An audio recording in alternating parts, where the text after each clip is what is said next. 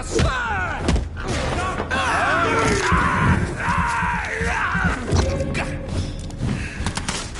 cannot be defeated! He's dead!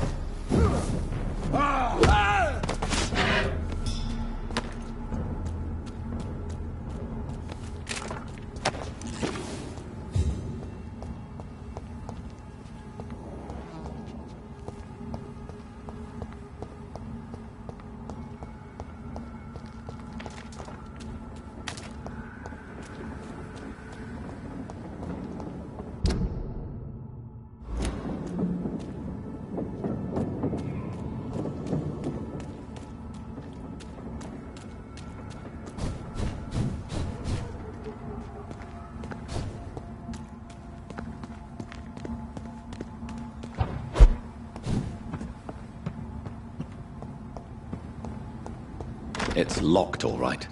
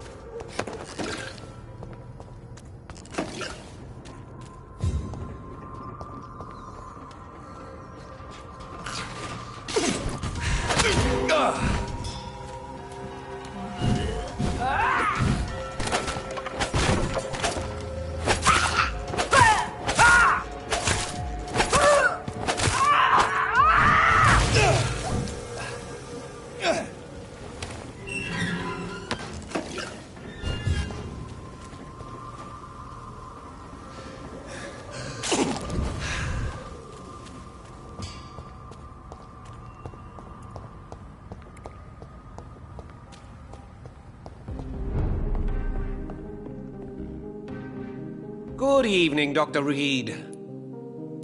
I may have a look at your goods.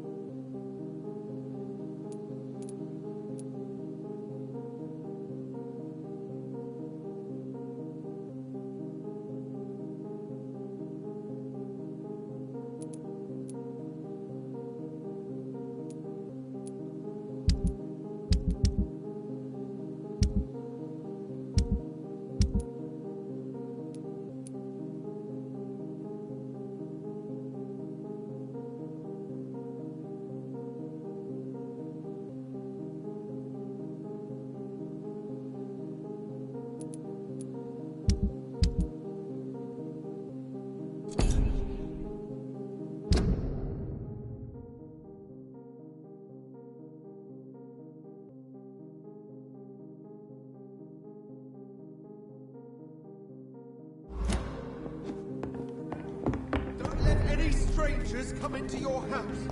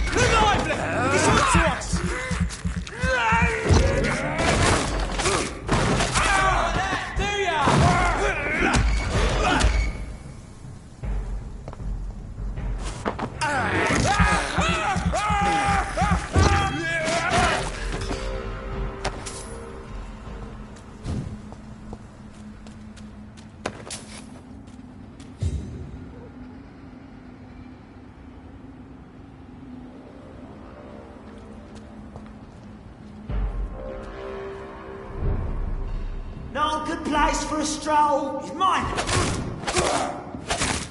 One of them!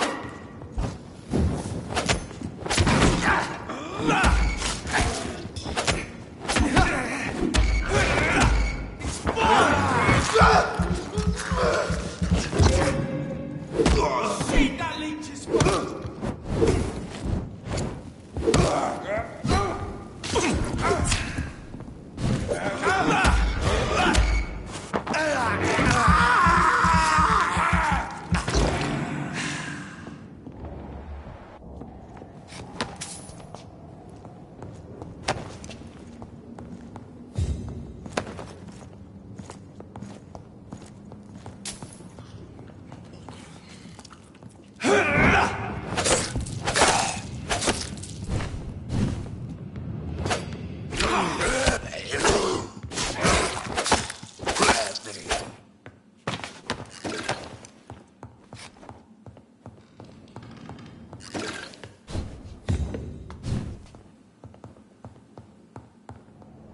Watch yourselves!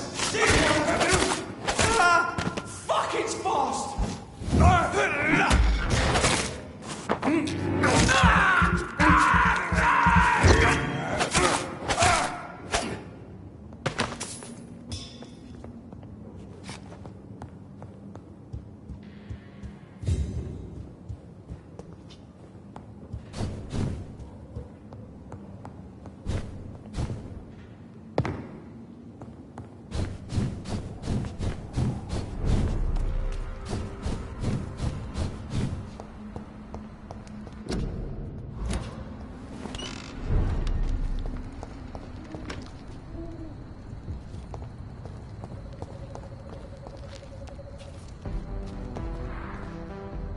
Hello again, Carol.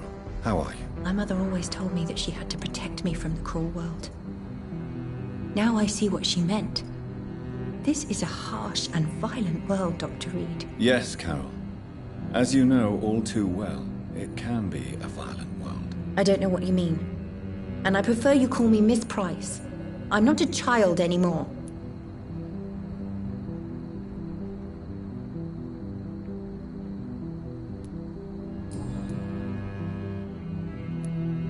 Are you going to work in your mother's shop? No. This place is filled with too many bad memories. Entering it or staying inside is an effort now. What will you do then? I don't know yet. I think I'll leave London. But since I inherited some money, maybe it's time for me to grow up and go.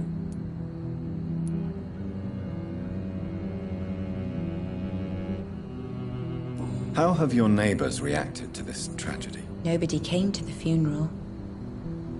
Everyone's afraid of death and contagion. You were alone at your mother's funeral? It wasn't really a funeral. Her body was thrown with other corpses in a freshly dug hole. And I dropped a rose onto her. Goodbye, Miss Price. Good evening, Miss Price. Mr. Reed, have you come to pay homage to my mother?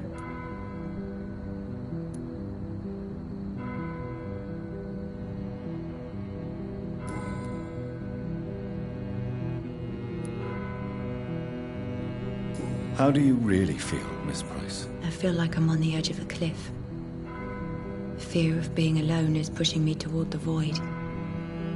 The weight of unanswered questions incites me to jump. I feel lucid. Are you going to be all right without your mother here? Financially, I mean. I have inherited all of my mother's money. She always told me how poor we would be if we stopped working. But as always, she took care of everything. She lied to you then? Maybe she did. But that was for my own good. My mother loved me, Dr. Reed. Her will testifies to that.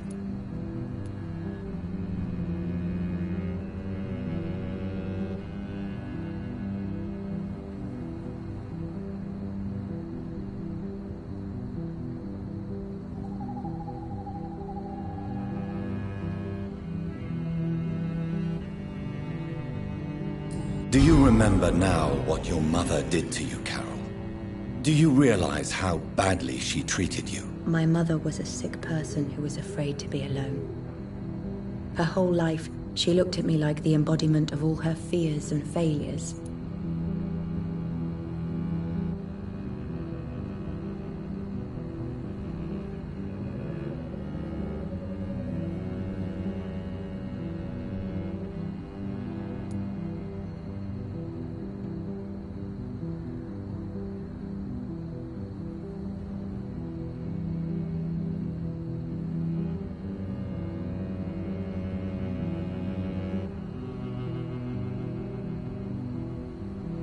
Your mother was very sick, Miss Price. Her sadism towards you was only an expression of her mental disorder. She was a victim too. Perhaps you're right. Perhaps my mother was a monster. Or a victim of some mental illness.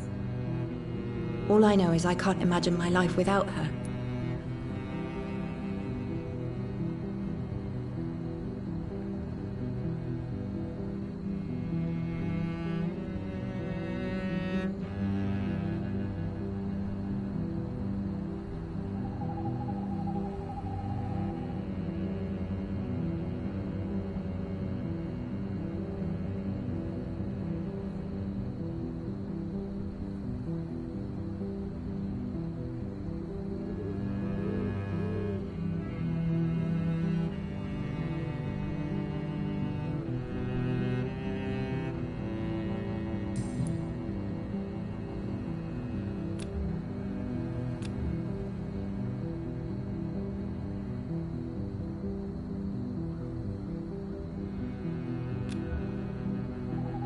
Goodbye, Miss Price.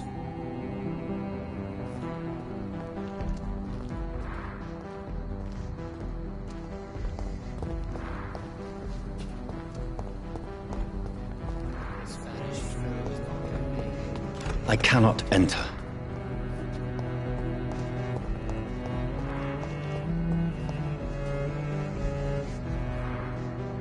Good evening, sir. May I ask you what you're doing here at this late hour? I'm conducting an investigation about the epidemic in this part of town. And who are you, sir? I'm Dr. Jonathan Reed from the Pembroke Hospital. May I ask who you are and why all the questions? I'm Detective Inspector Charles Albright from Scotland Yard. And I don't find your answers convincing. What is a Pembroke doctor doing in the West End at this time of night?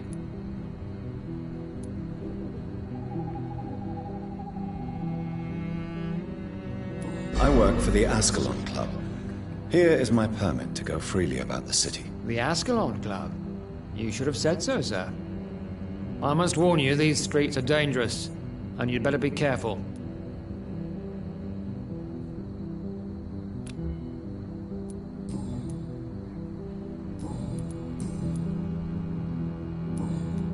What are you investigating? Well, my 2 missing persons cases have been solved. By you, it seems. I was lucky enough to find them both while conducting my investigation in this part of town. Why do I still have the feeling that you're hiding something? What about the abductor? Was it the same person? I don't think so. You had better interview Miss Teasdale and Mr. Kimura on that matter. All I did was to lead them safely home. What are you investigating, exactly? Well, my 2 missing persons cases have been solved. By you, it seems. Are you just that lucky? Or do you know something I don't? I was lucky enough to find them both while conducting my investigation in this part of town. Why do I still have the... I don't think so. You had better interview Miss Teasdale and Mr. Kimura on that matter. All I did was to lead them safely home.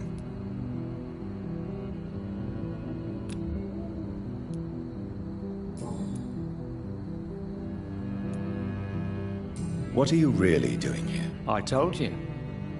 I'm a detective inspector from Scotland Yard, investigating suspicious cases in the area. Do you work alone? Yes, the situation is difficult for the police. Many of us are sick, and since the summer strike, most men apply a work-to rule on their patrols. What about the situation in the East End?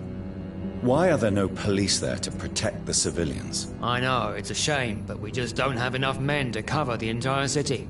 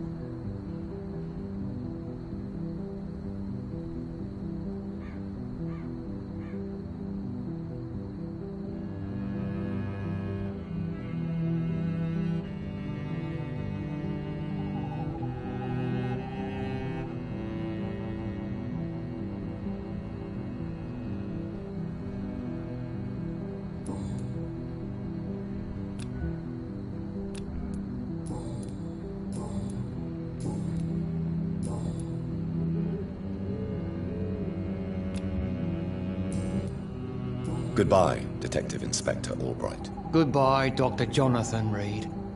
I'm sure we'll talk again soon.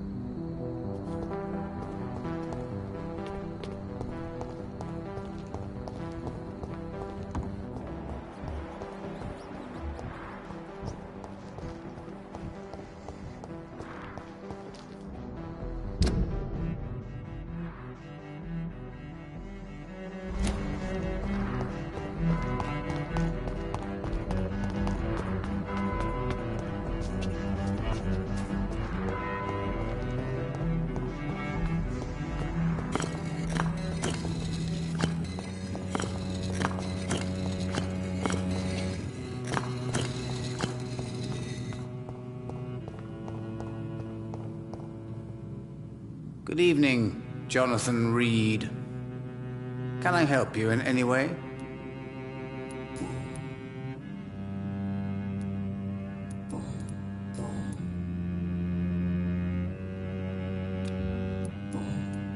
Goodbye, sir.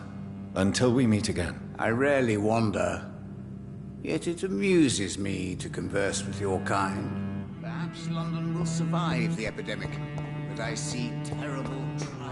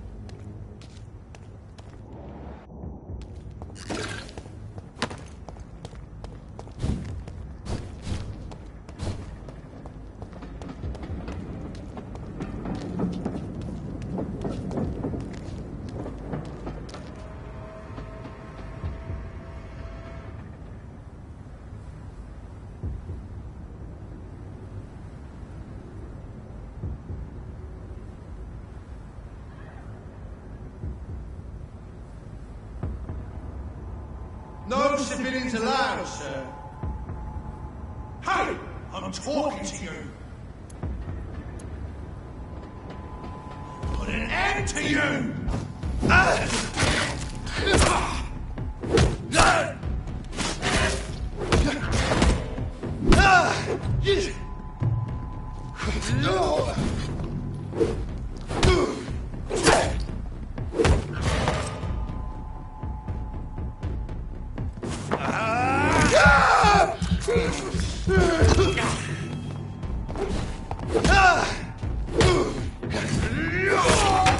Kill it all you deserve!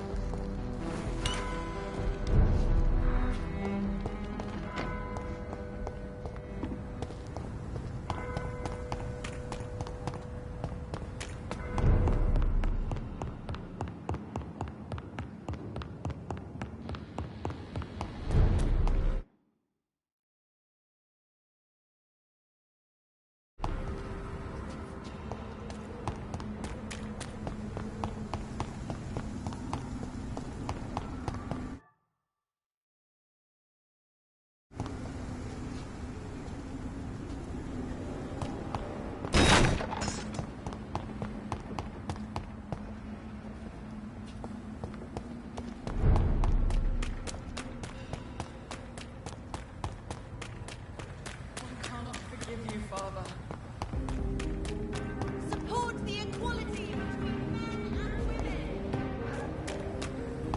Women die too in this war. Women's right to vote is only the first step. Good evening, Miss Ashbury. And good evening to you, Dr. Reed.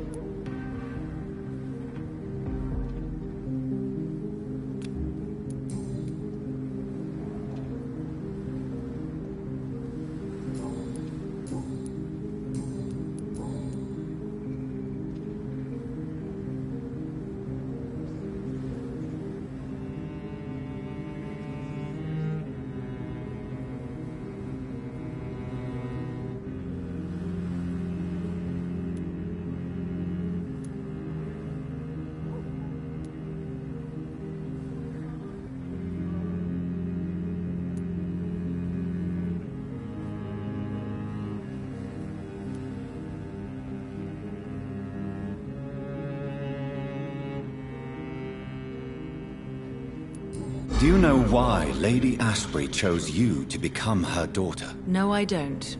Each time I ask her that question, she smiles and says it's precisely because I dare to ask such questions. Do you ever regret that she chose you? Of course not. Though I often wonder if she adopted others before me. If so, where are they buried? How is it for them to pass through life with a never-aging mother? Do you know why Lady Ashbury chose you to become her daughter? No, I don't. Each time I ask her that question, she smiles and says it's precisely because I dare to ask such questions. Do you ever regret that she chose you? Of course not. Though I often wonder if she adopted others before me. If so, where are they buried? How is it for them to pass through life with a never-aging mother?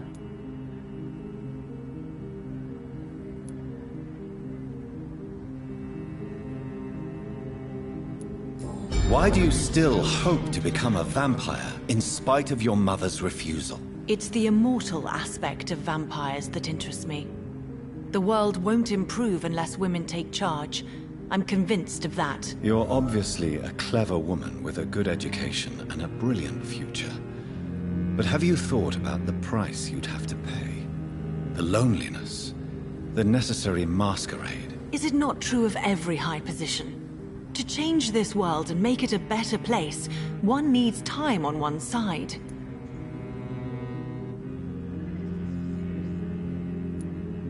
Your mother has refused to turn you into a vampire. Tell me more about it. Each time we argue, Mother expresses the same fear. She wants me to remain alive and full of joy, rather than become melancholy and immortal. She claims you can't have one without the other. It's pure selfishness.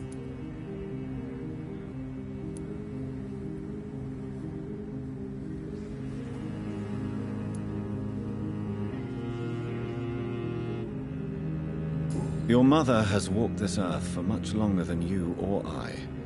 She is wise, and we should not ignore her advice when we disagree with it. But why shouldn't I be allowed to forge my own experience? There can't be only one righteous way to deal with eternity. It's your mother's choice. As daughters and sons, we have to accept the decisions our parents make for us despite our own wishes. I love my mother, and have accepted everything from her. Even that she named me Charlotte, when it was not my original name. Does it bother you? No. Whoever I was when I was born, I am now Charlotte Ashbury. It hurts as much as it makes me proud to know that's the name my mother will read on my tombstone.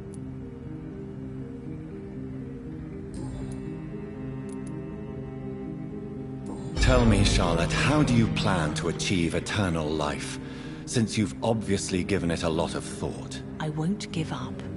You have no idea how determined I am, sir. I may contract a deadly disease. I may throw myself under a carriage, just to be saved by her sweet kiss. That's a disturbing answer, young lady. And the worst part of it is, I know you speak the truth. There are less dangerous ways, Doctor.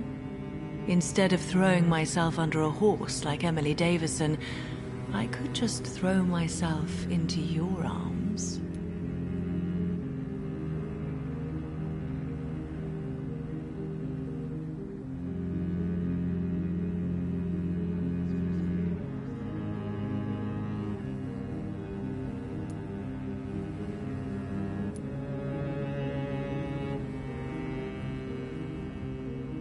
Stop playing this game at once, Charlotte.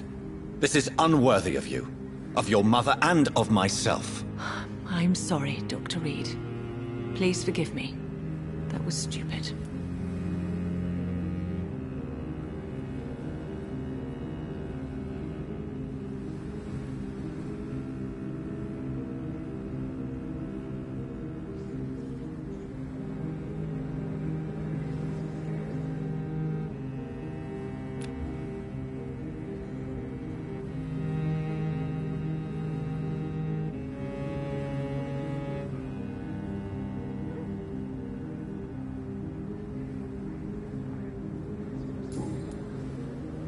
Goodbye, Charlotte.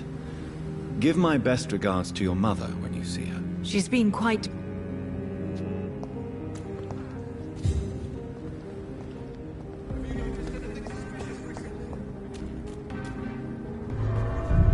These snifflers were telling the truth all along. But nobody takes them seriously.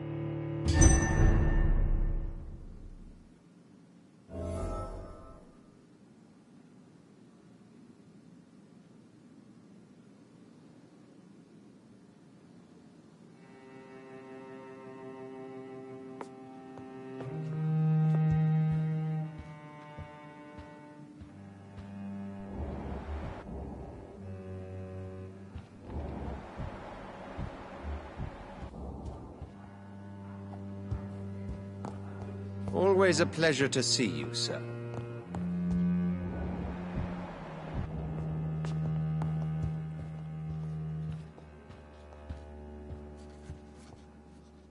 Elizabeth, what are you doing here? I've been formally asked to witness your triumph, my dear. After all, Isn't it the natural role of a woman to support her man in victory? But it's you who insisted I join the Ascalon. Please forgive my giddiness. I'm just overcome by the thrill of finally being allowed within these hallowed halls. You certainly have an inquisitive mind. It's quite something. Elizabeth Ashbury, only you can make me smile in these difficult times. And the same to you, Jonathan Reed. Now go have your little chat with the chairman. I can see he's practically bursting to hear your report.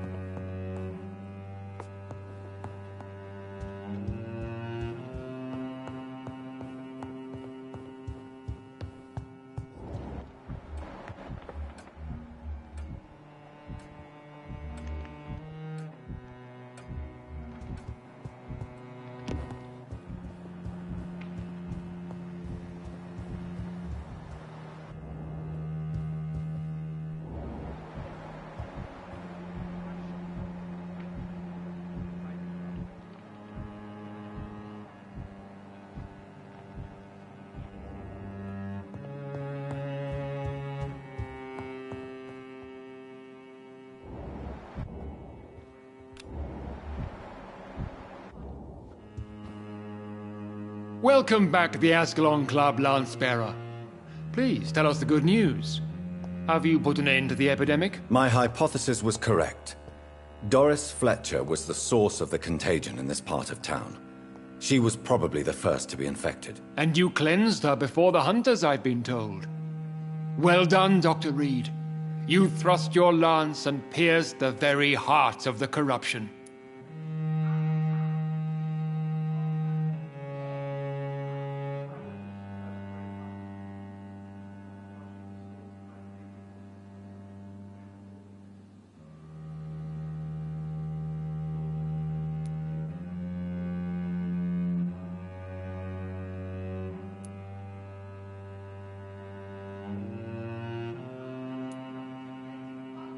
I'm just a doctor. The important thing is, we won a major battle for the survival of London. For that, we salute you. Thank you, my lord. Now, I have another task for you. One of the utmost importance. Perhaps even more so than the previous. I'm listening. It's time for you to perform a most sacred duty for the club. I want you to recruit a new vampire. Recruit a new vampire? Are you sending me on some sort of diplomatic mission? Not exactly. I want you to make Aloysius Dawson the Ekon he deserves to be.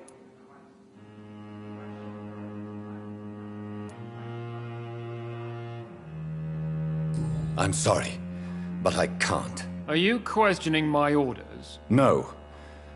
It's just...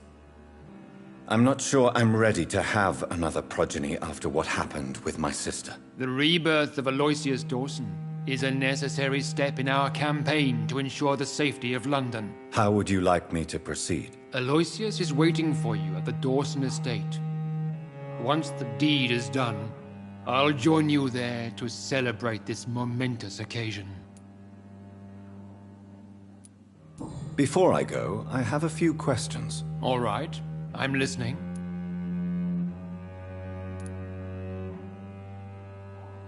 Why Aloysius Dawson? Because he is about to die. And he just may be the most influential man in England. After me, of course.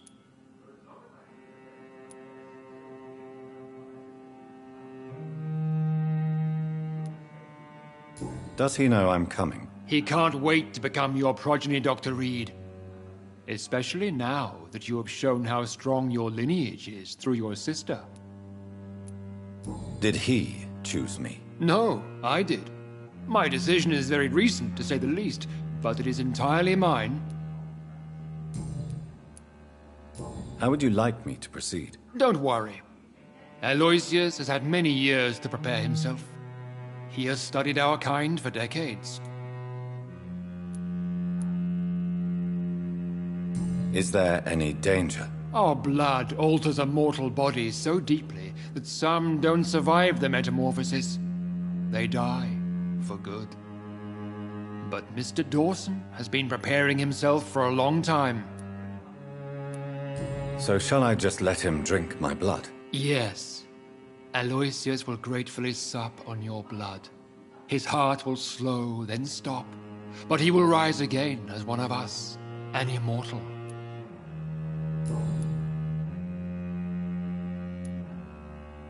You invited Lady Ashbury. Wouldn't that be breaking one of your cardinal rules? No women allowed. Not allowed as members, no. But considering the circumstances, I thought you'd like to have her here to witness your triumph. So it's a temporary admittance, then? Something of a bargain, considering the crisis we're currently facing. Goodbye, Lord Redgrave. Understand.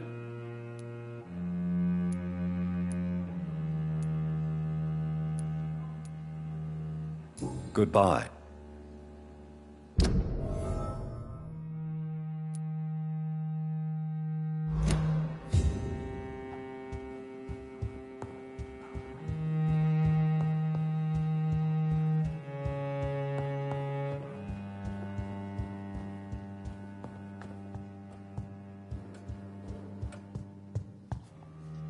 Are you all right, Jonathan? Lord Redgrave has just ordered me to turn Aloysius Dawson, to make him my progeny. I see.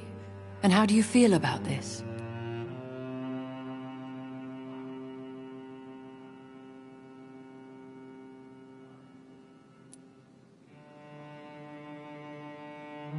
I won't do it. The very thought of it makes me sick. The real question here is, why has his lordship given you this task? Do you think it's some sort of trap? Do you really want to know what I think about this? I do, yes. To make an immortal of a soulless blackguard like Aloysius Dawson will only lead to a disaster for London. The man is already dead inside. Should I refuse? Perhaps politely suggest that Lord Redgrave turn the man into a vampire himself. Don't you dare, my dear. According to what I've recently discovered, his lordship could kill you for even broaching the subject. Really? Why? I've recently found proof that the Earl of Bristol is of lesser lineage, and only capable of creating skulls.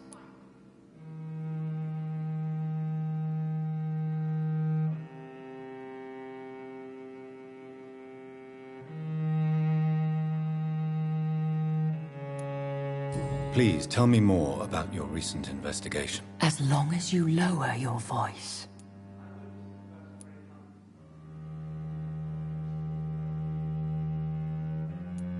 Are you sure your information about Redgrave is correct? He says he's the progeny of the great knight William Marshall, who lived some 9 centuries ago. That's a lie. Lord Redgrave is unable to create anything but skulls, if the poor souls survive at all.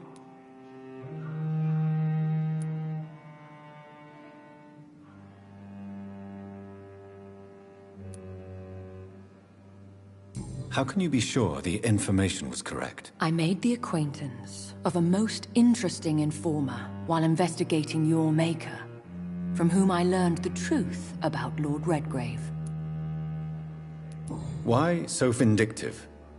You suddenly sound like you're angry. Forgive me, Jonathan. I hate myself for it, but I feel such pride in my discovery.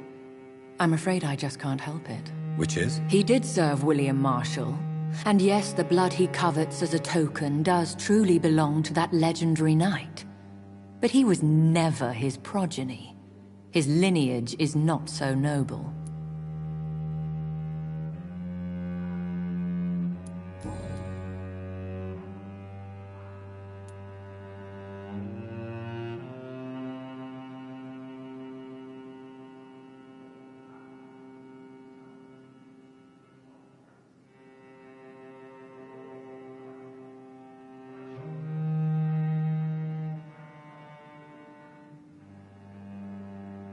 What would happen if I made Dawson an Ekon like myself? You would add a powerful immortal into a suffering world. An immortal who already craves authority. Maybe I could teach him control, like you taught me. Lead him down the right path. Mr. Dawson spent his life searching for a way to cheat death. I'm sure he has spent decades dreaming of how he'd spend eternity as a tyrant. What would you have me do about Dawson? The man is dangerous. Did you know he plans to build a wall to separate the healthy rich from the sickly poor? Do not make him your progeny. What would you do? The man's dying already. Let the Reaper harvest the rotten fruit that is his soul. Goodbye for now, Elizabeth. Goodbye, my dear.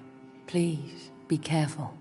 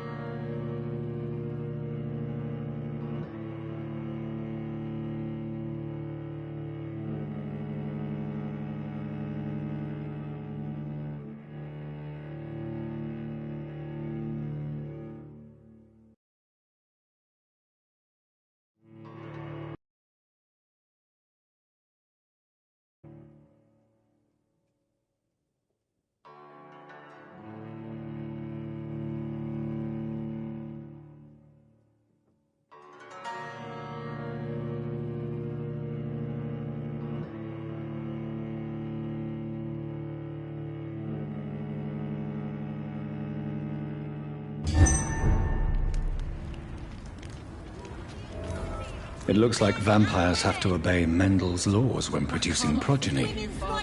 Powers pass from one generation to another. That's why Dawson wants me to side. Women die too in this war.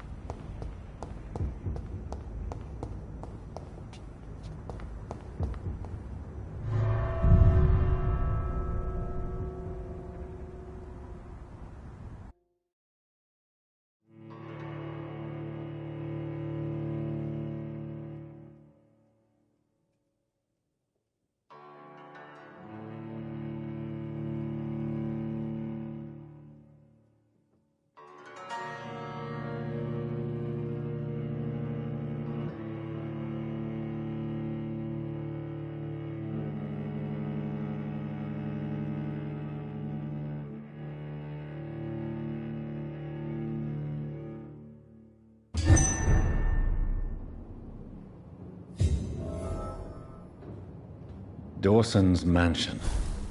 Here I am at last. But the question remains, am I ready to make a dying man my progeny?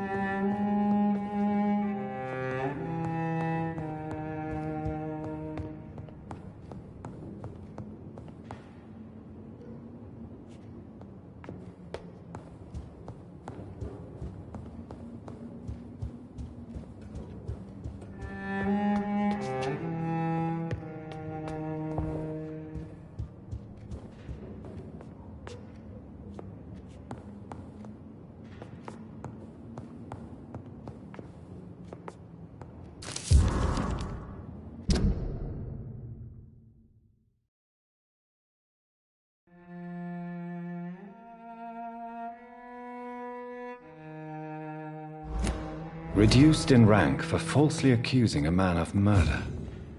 I wonder what Inspector Albright thinks about his punishment.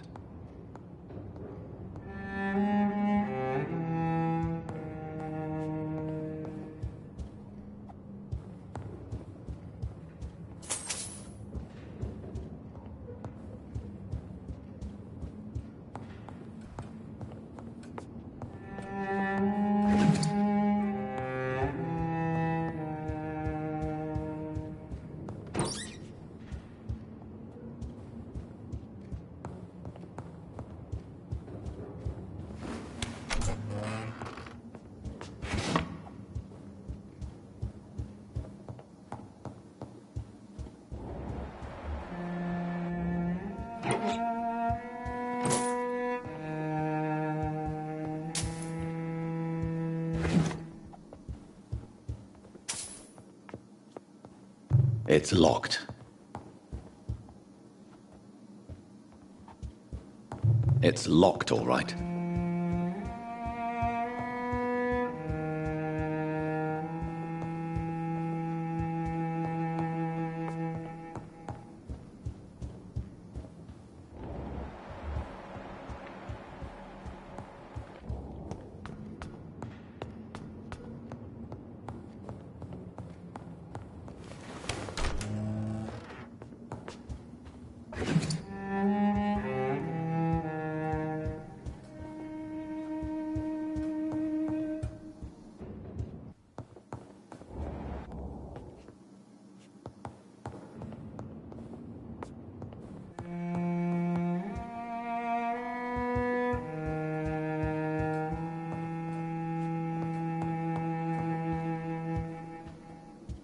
It's locked, all right.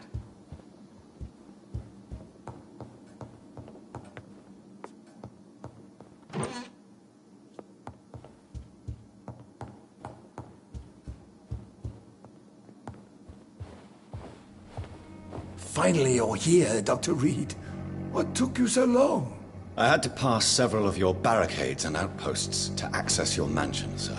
Death, pestilence surround us, and time is against me. I see you've gathered some of the most expensive, albeit experimental, blood transfusion equipment available. All this could be so useful in a hospital. Yes. Since Lord Redgrave sent me a doctor to perform my conversion, I thought you might find some of these devices useful. Most thoughtful. But tonight I'm not here as a physician. But I feel reassured that a specialist such as yourself would help me to escape the Reaper. Very well. But before I proceed, I have a few questions for you. If you must, but be quick. for I don't have much time left in this life. First of all, I need to be sure that you know exactly what is going to happen to you, sir. I can assure you I'm as informed as any man can be. I have planned for this moment, Dr. Reed.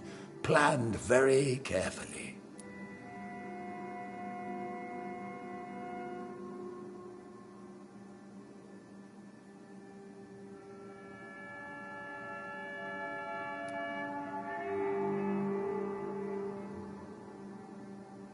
Sir, I'm going to end your life. Do you not wish to discuss the procedure for even a minute? I don't have a minute to indulge in idle chatter. I can't feel my legs. And the cold, so cold.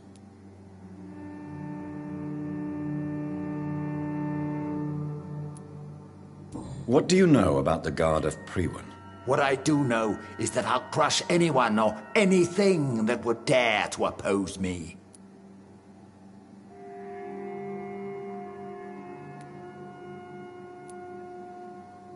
You'll need to feed on warm blood. Blood from mortals.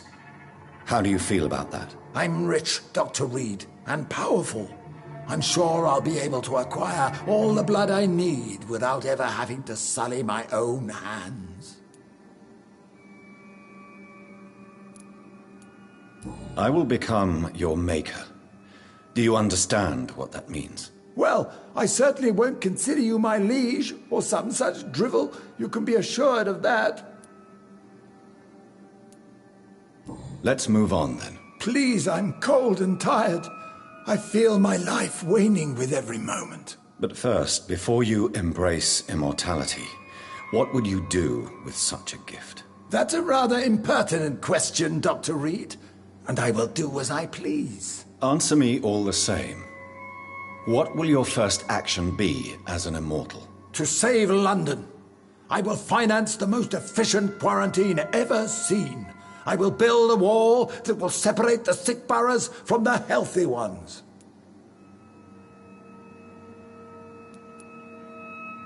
Quarantine is not a bad idea, medically speaking.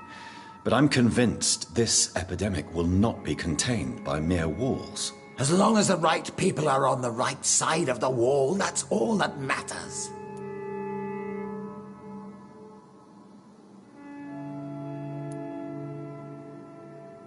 But you can't guarantee infection will not spread. Just one contagious carrier would be enough to create an apocalypse. The apocalypse is already knocking at the gate. We must be strong now.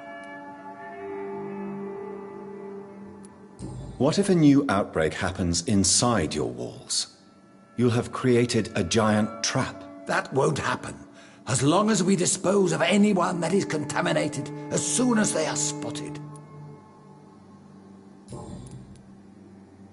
You really plan to build a quarantine wall across London? Yes, it will be tall and strong, separating the wheat from the chaff.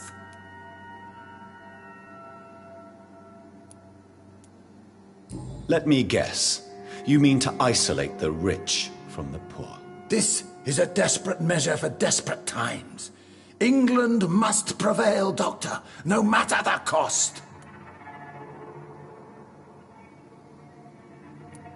By doing so, you will also create two separate prisons. Come, sir. An eminent doctor like yourself knows that such radical measures have proved efficient in the past.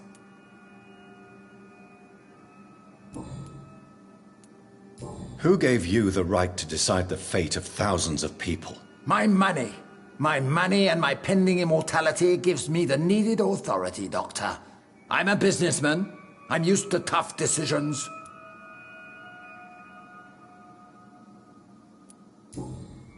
I've heard enough.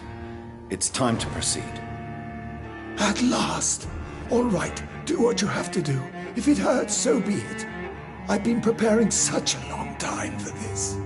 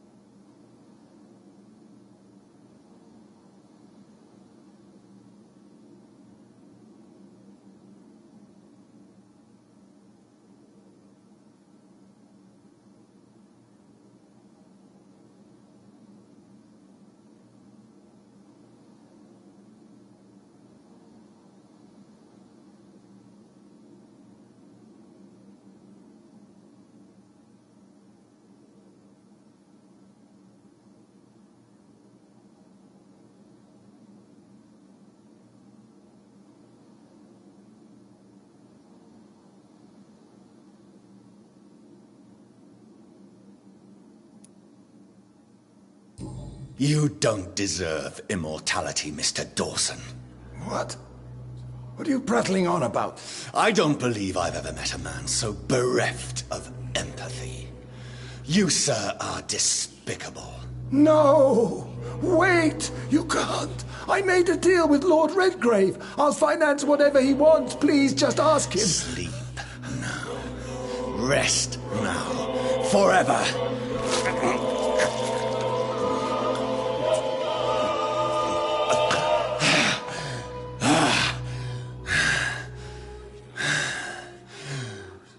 I would have lived forever.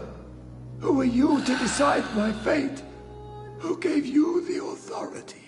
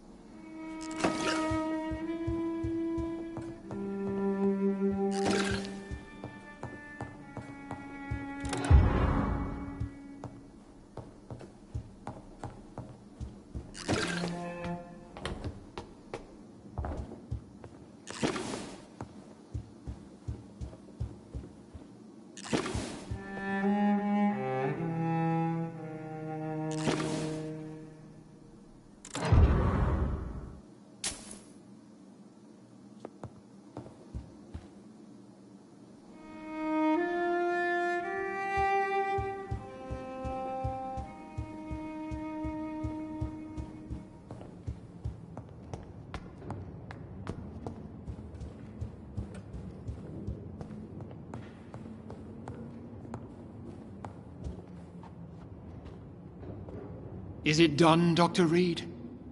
Is Aloysius Dawson reborn as expected? Alas, Aloysius Dawson was not brought back to life after his death. The man is gone. What? What happened?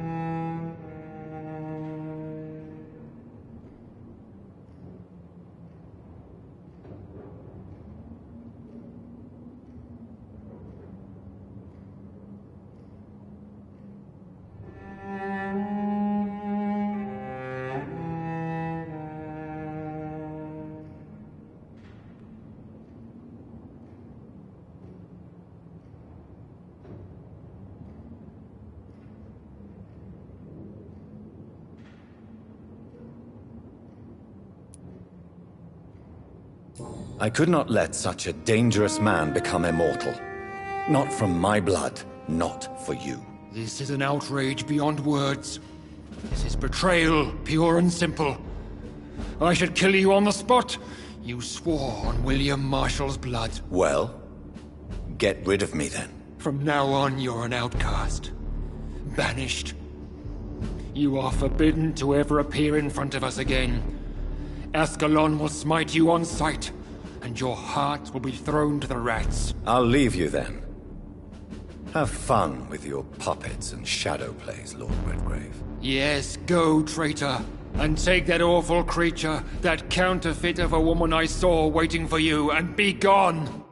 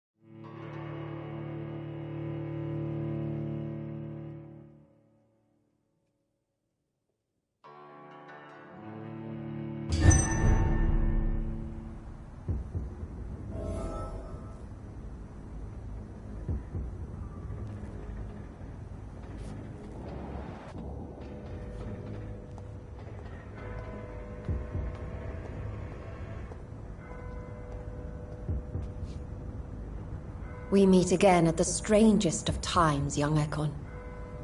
So do you serve the Earl of Bristol now? Old Bridget. What are you doing here? Your friend, the wise Ekon. She sent me to warn you.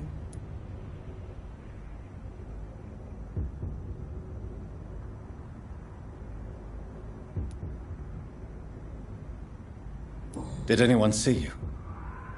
It's a long way from the dock sewers, and hunters are patrolling the streets here. Who said I took the streets? How do you think I survived for centuries in this city without ever being seen? I know all her secrets. How did you meet Lady Ashbury? She came to us in the sewers in search of answers. Just as you did.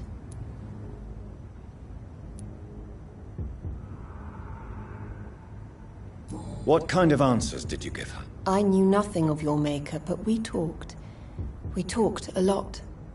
Her words and ideas are captivating. It is no surprise that you like her. I like her too. Lady Ashbury in the sewers? Now that's a sight I wish I'd seen. She said she was your friend, and that she sought the identity of your maker. So I answered her questions.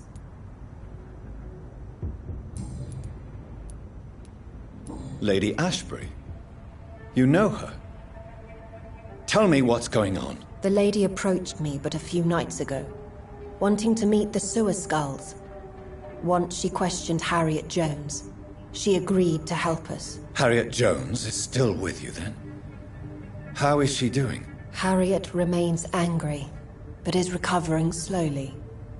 Her mind is twisted, but at least her body is healing. Tell me what is going on. The lady asked us to keep an eye on your mortal doctor friend while you were away. We spotted the hunters. They were discussing plans to attack tonight. Wait! Slow down! I need to ask you something. I'm listening, but I do not have time to waste, so be quick.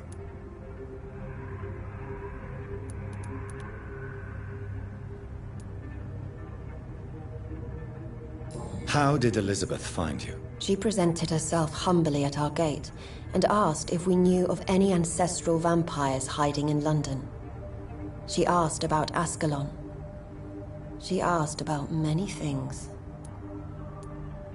What do you think of her? Her soul is good, yet tainted with a deep sadness and the scars of ancient wounds. Time does that to us immortals, for we have so much to dwell upon. Why did she come to you? I am old Bridget, the buried memory of the city. She sought the silent truths. Truths I have kept hidden for so long. Where is Lady Ashbury right now? She said she will go home. She needed to speak with some old friends first, though. Do not worry, young Ekon. She is no fool, and just as strong as you. Why do I feel like Lord Redgrave was particularly irritated to see you? Far more so than the average Skull, if I may say. Because I used to know him quite well. And he is afraid I may remember who he really is. You're Elizabeth's informant. You're the one who told her about Lord Redgrave's lies regarding his lineage. Yes, but my words were not meant to hurt or threaten. I simply told the story of the sewer skulls, and of so many other forgotten children. No time to lose, then. I must go there right away. I shall return to my den. Have you a message for the lady? Should I see her before you?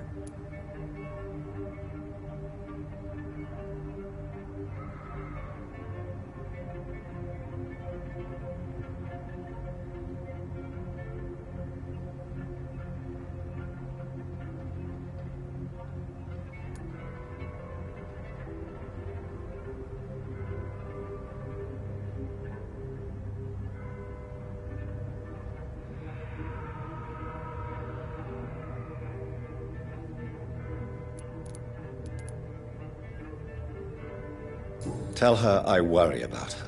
Do not. for she has had strength and wisdom for so much longer than you. Go now and take care, young Ekon, for the flames are rising.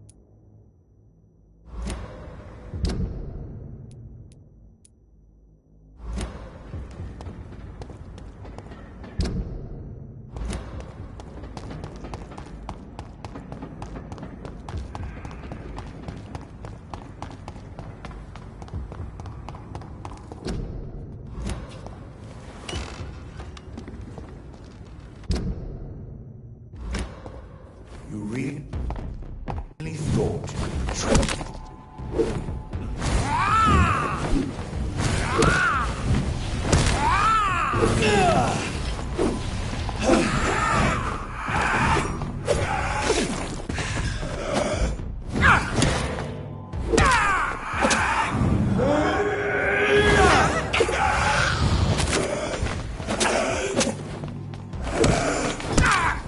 Die, newborn!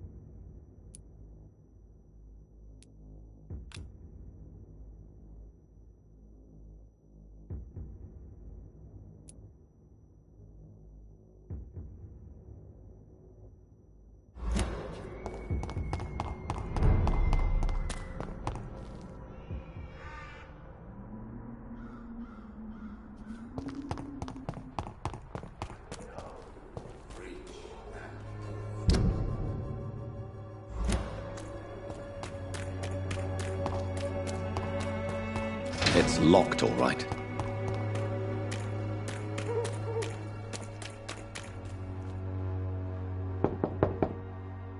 Hello, Mr. Petrescu. Hello, Dr. Reed. Come on in.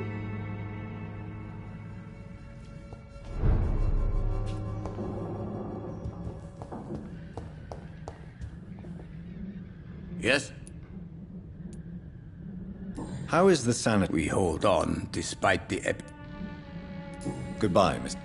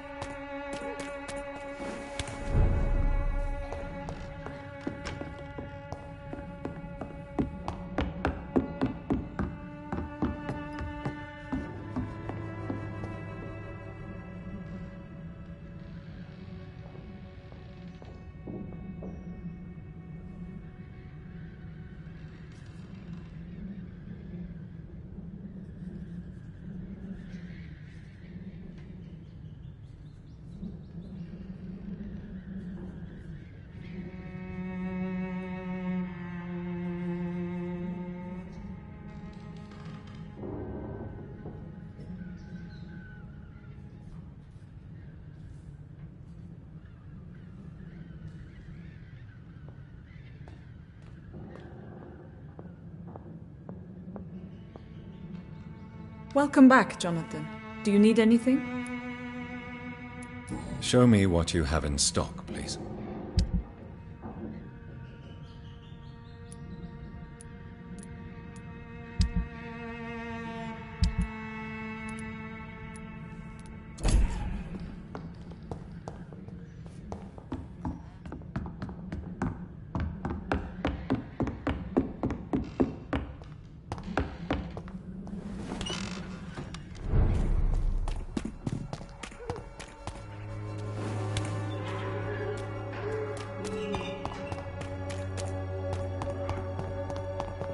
When science fails. Good evening. I'd like to see what kind of...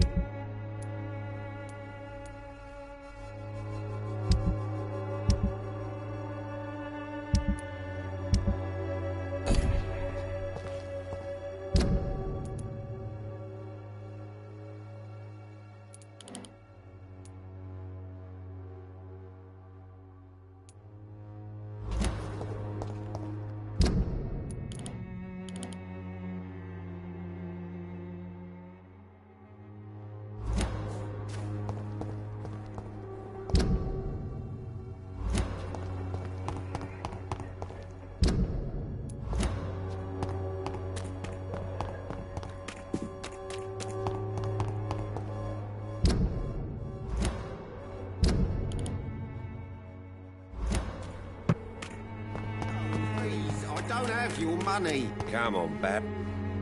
Fancy buying some? You never... Right then.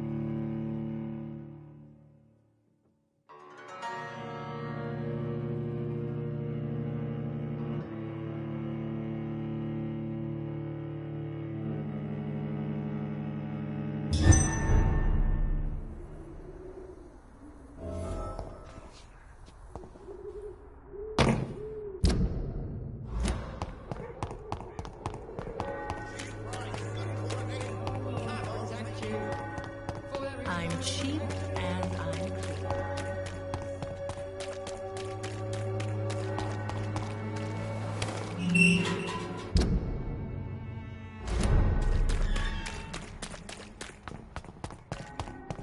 you know better?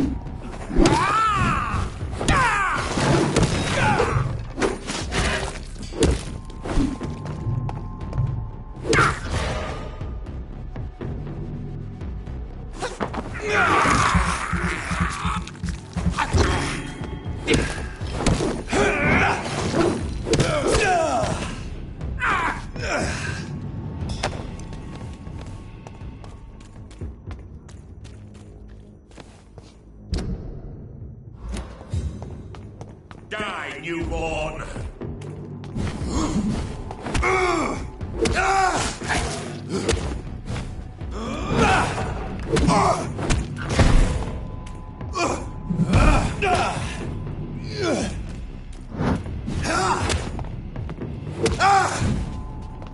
Foolish Echo!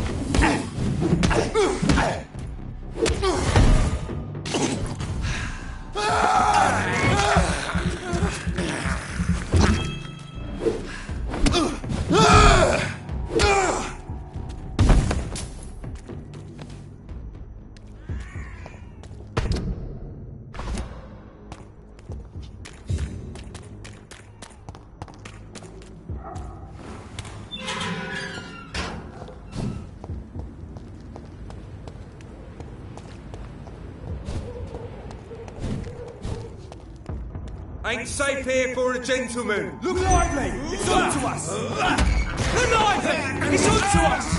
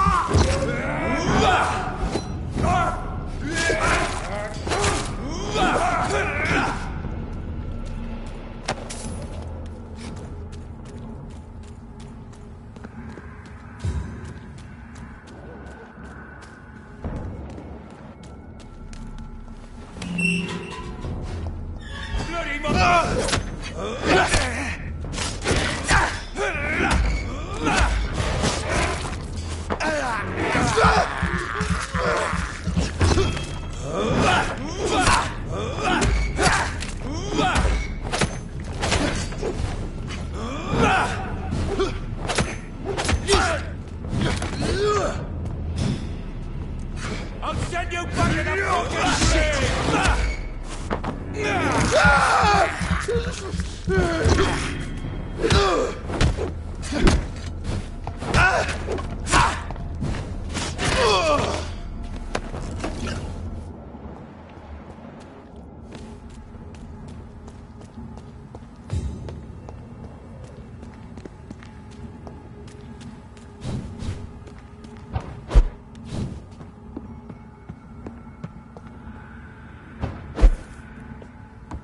It's locked. I cannot enter.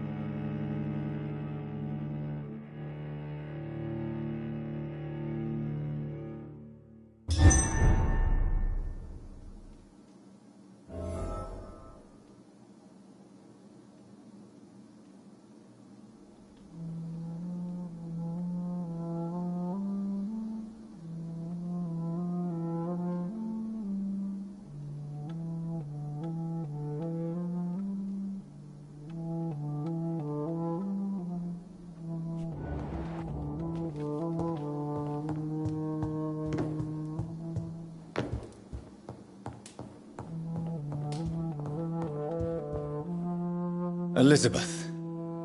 I'm so happy to see you. I was so concerned. It is also good to see you in these darkened hours. Is all well, my dear? Indeed, we stand upon the precipice. Has the news reached you of Edgar Swansea? No. I returned home but moments ago. What of him? Your friend, the well-informed old Bridget, tells me the Guard of Priwen has assaulted Pembroke. I fear Edgar tops their bloody list. Bridget? She is such a tragic figure.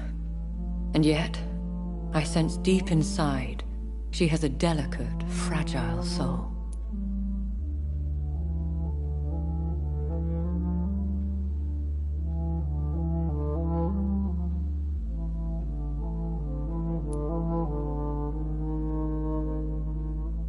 Indeed, she has.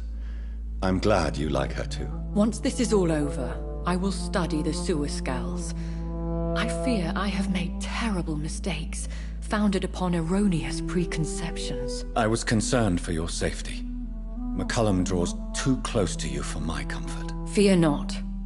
I've evaded the hunters for many a year, and I intend to stay far from their gases, flames, and spikes.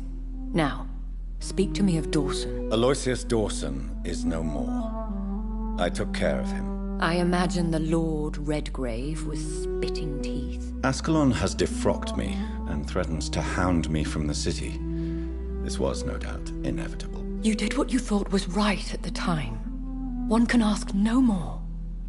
The important task now at hand is to help poor Edgar. Now I am assured of your safety. That is precisely my intention. Good. Now go, my dear, and return with good news with the greatest haste.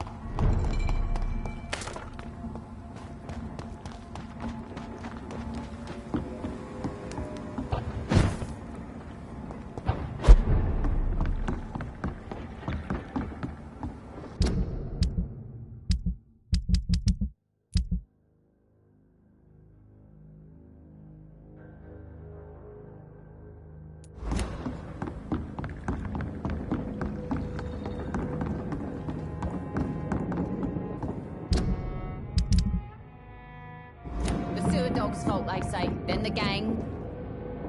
Good evening, Miss Cox. Hello again, Dr. Reed. What do you want?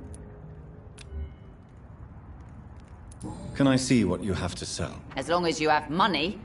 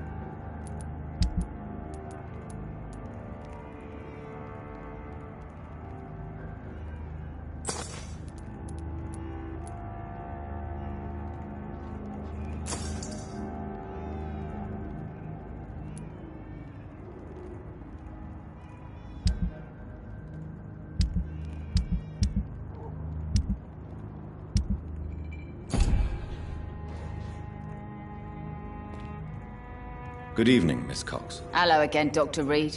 What do you want?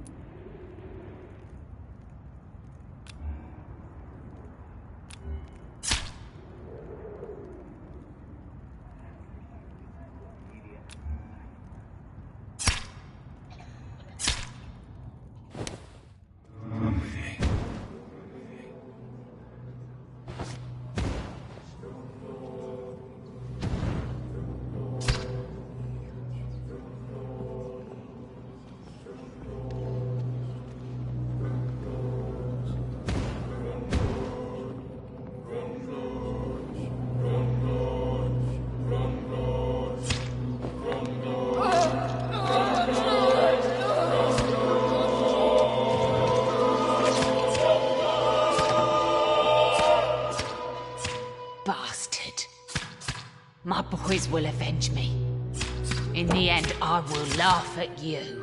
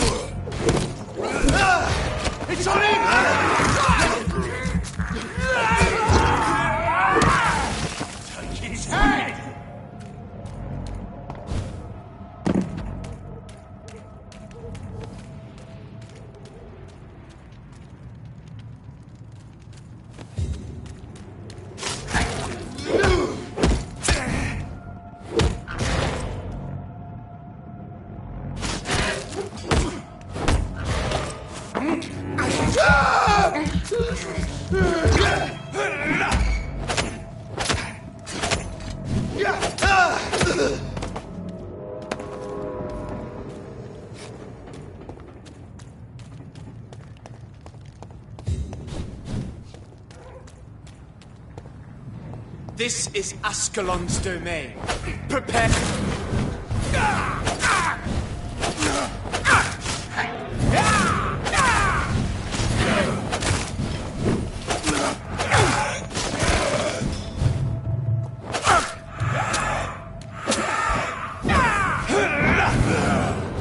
Die, traitor!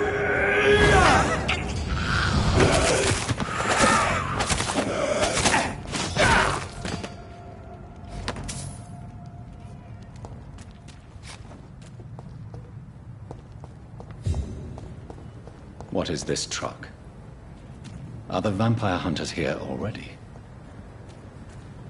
See them fancy clothes? This one's tough! We cannot...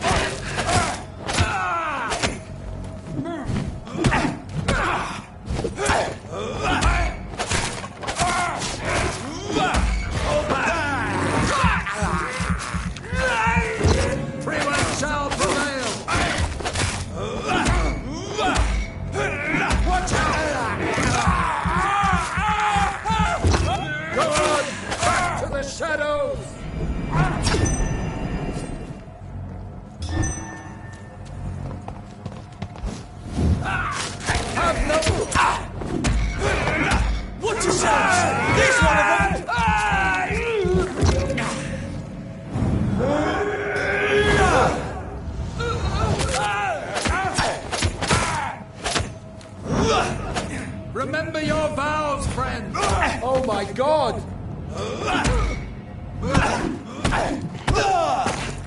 Crawl!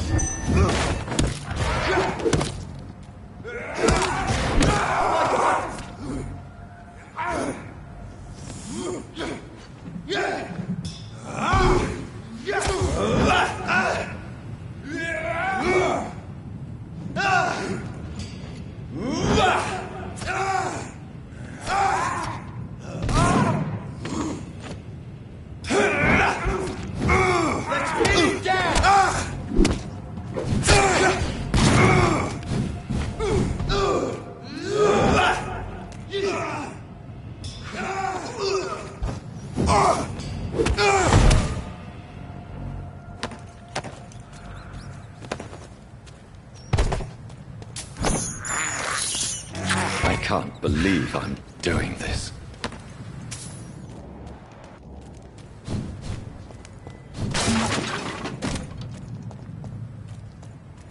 Over there! One of them!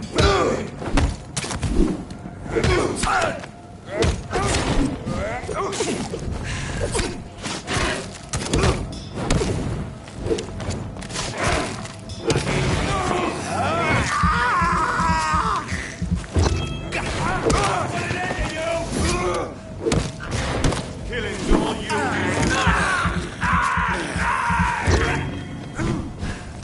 It's mine! I'll take it!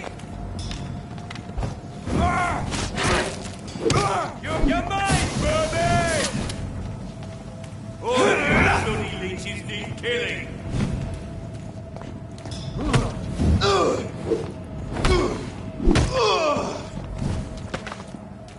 The beast must die!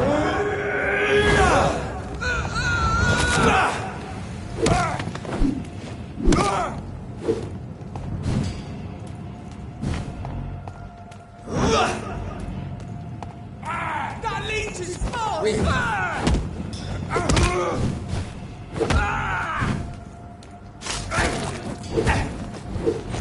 Away with you!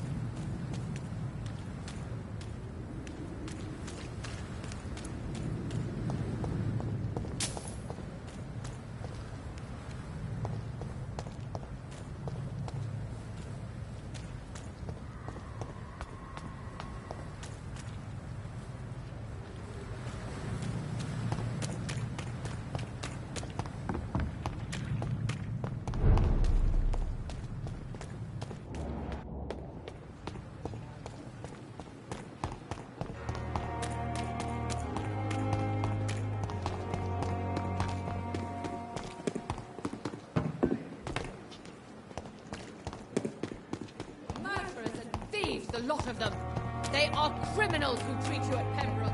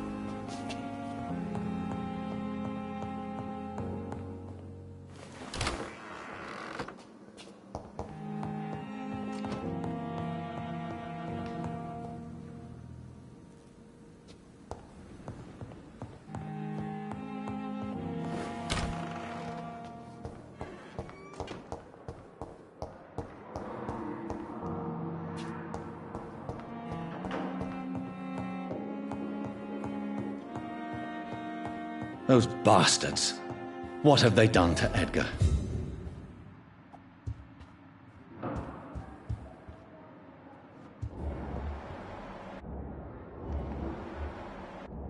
Looks like he's wounded. I better follow the blood.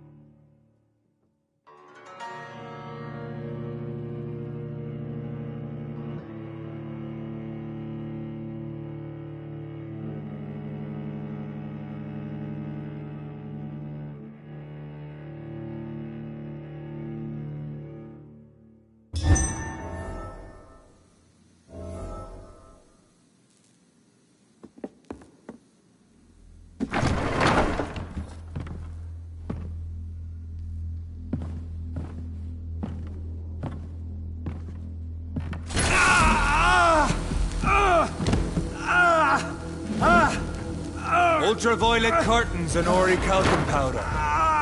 Dr. Swansea's always been a resourceful bastard. I bet he never told you he had this installed in case of a vampire attack. Says a lot about how much he trusts you. What have you done with Edgar? Don't worry.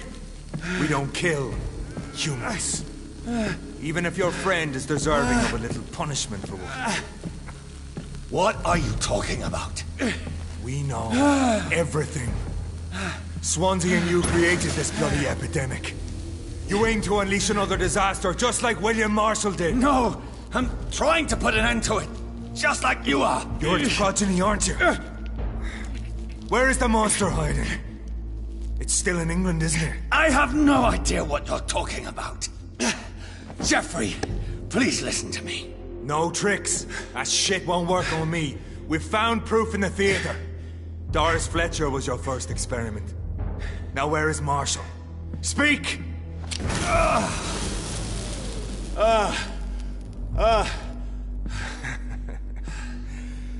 So much for modern technology.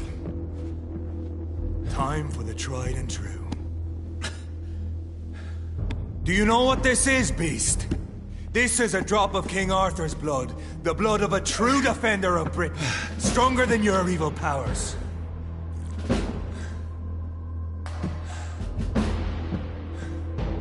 This is ridiculous. We're losing precious time. True enough. Soon I'll bring your head before your coward of a father.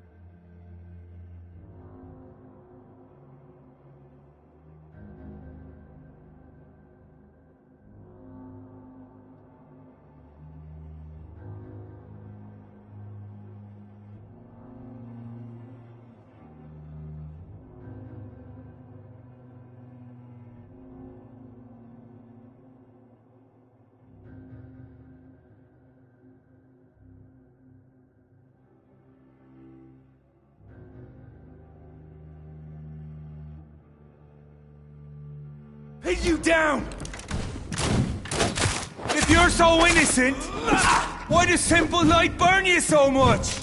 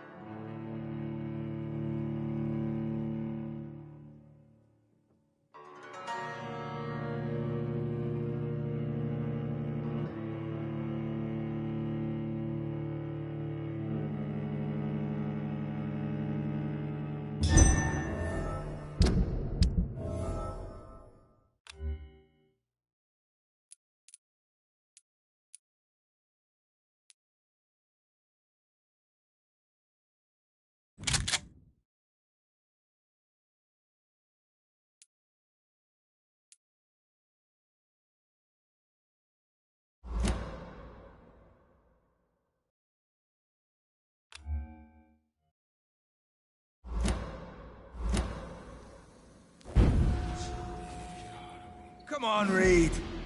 Try something else.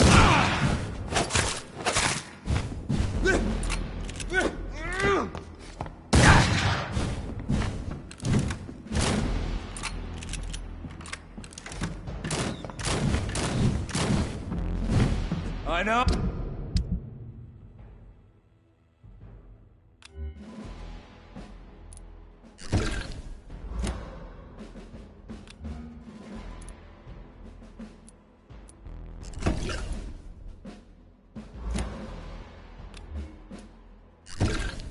Oh, it hurts, doesn't it?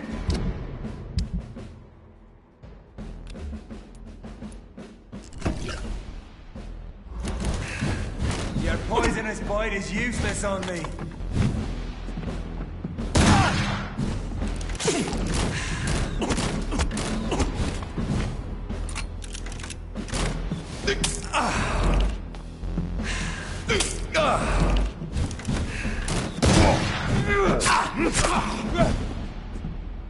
Show some style.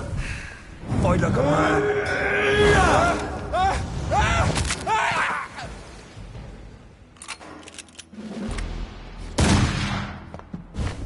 The blood of a true defender of this land will protect me. But if you're so innocent, why does simple light burn you so much?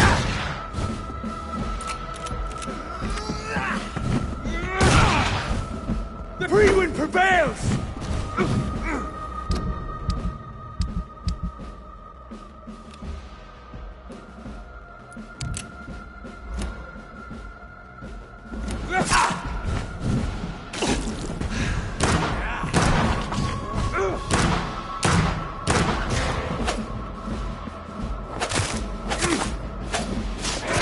I know!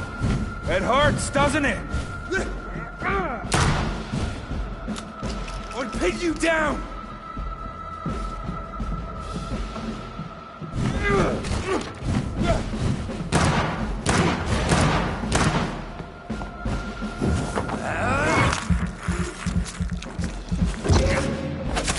True light will cleanse you! Come on, Reed. Find something else.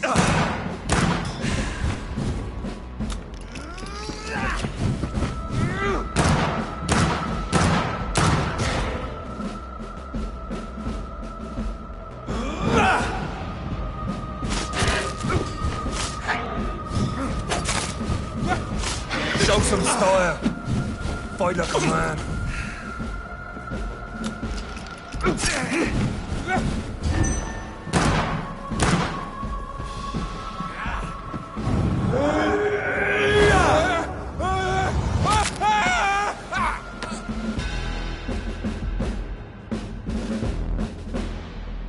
We are the guardian of justice. Priwen shall prevail. You can't accept the fact we're not enemies, can you? We always have been, and we always will be. Of all the evils that threaten mankind, your kind are the worst.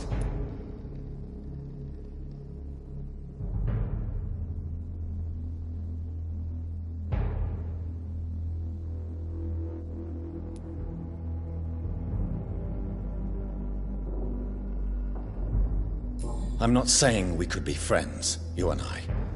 But perhaps we could collaborate to put an end to this epidemic. Never! We are Priwen.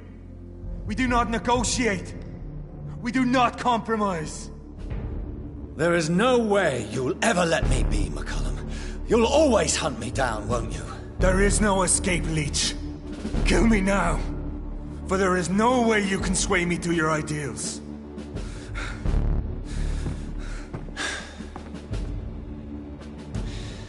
That's where you're mistaken. What do you mean?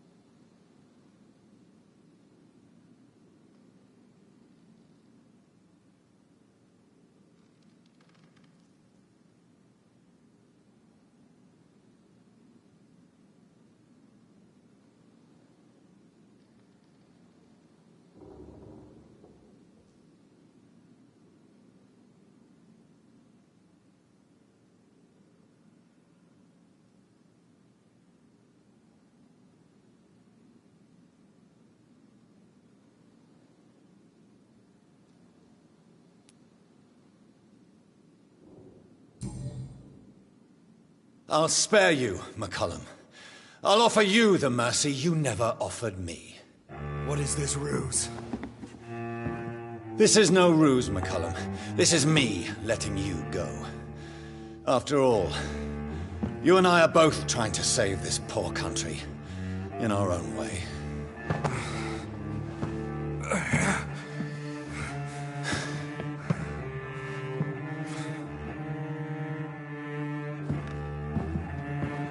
I'll kill you, Reed!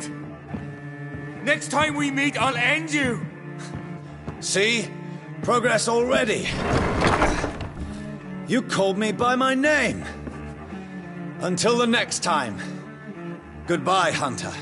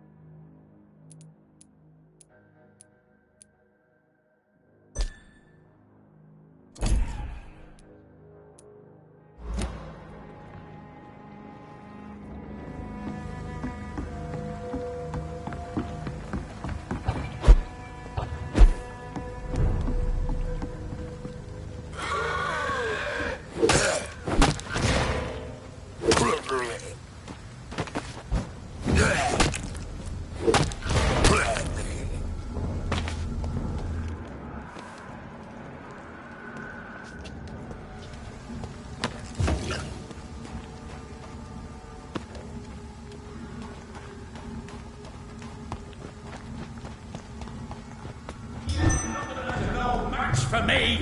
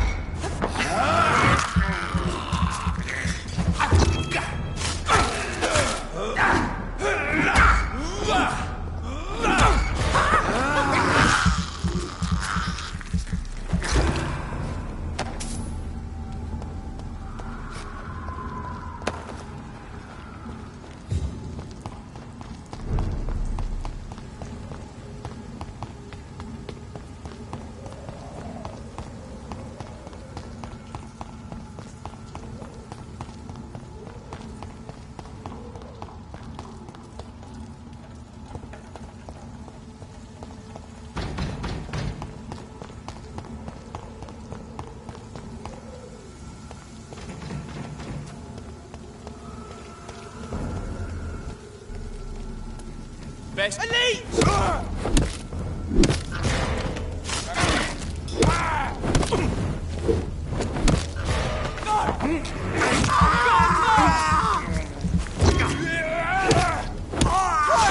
He's dead!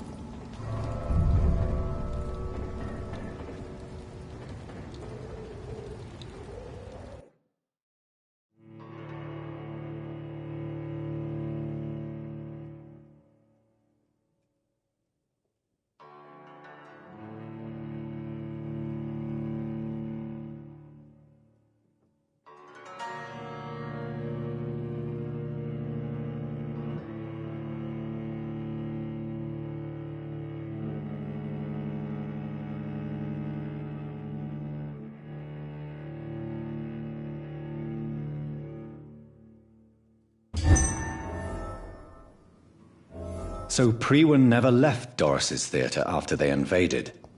They must be holding Edgar here in their new headquarters.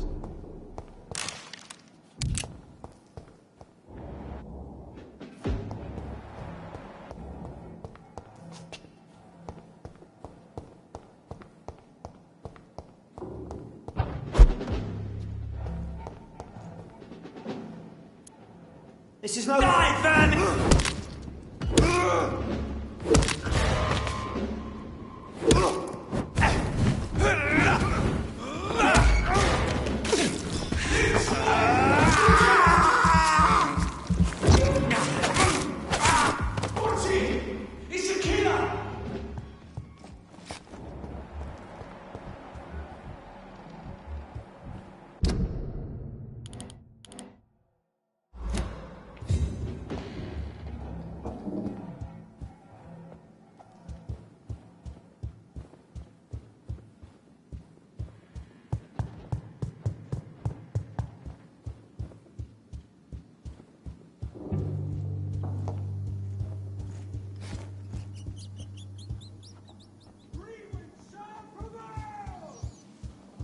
Over there!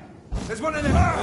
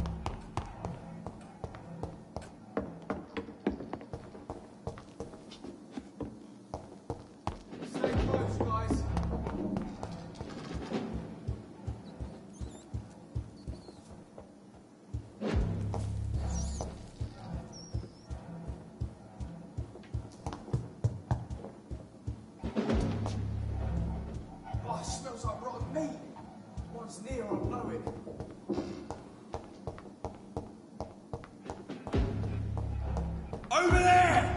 There's one of them!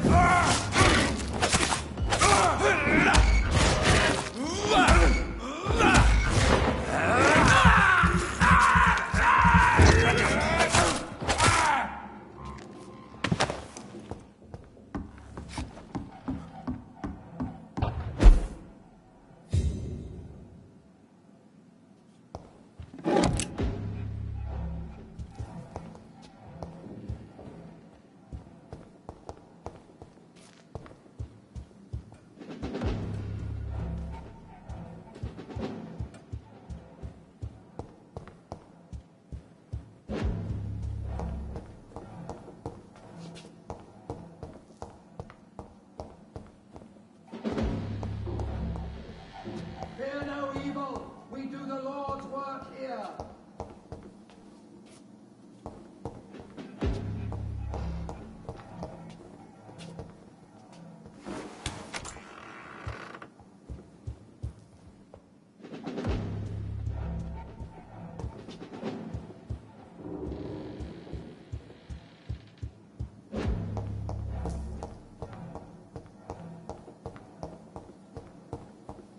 No rest for the wicked!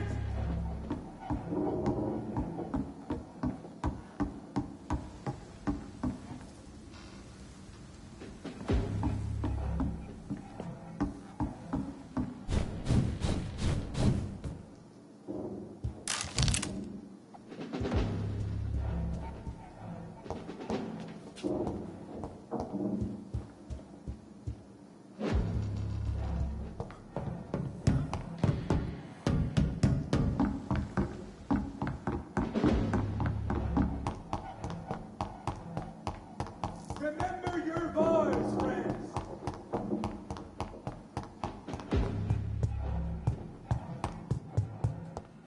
Be strong, brothers!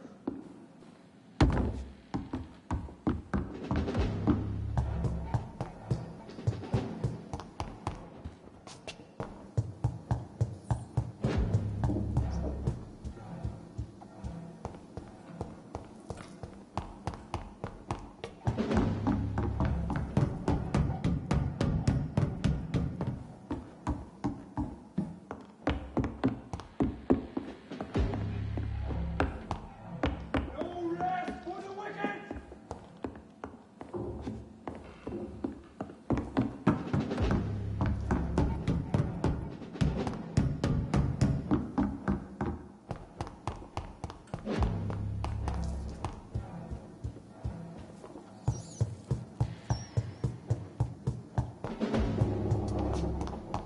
Smells like rotten meat.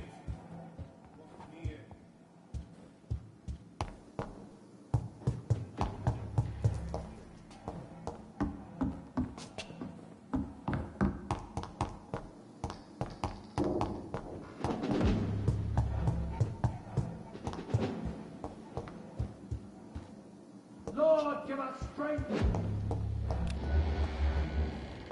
No rest for the wicked.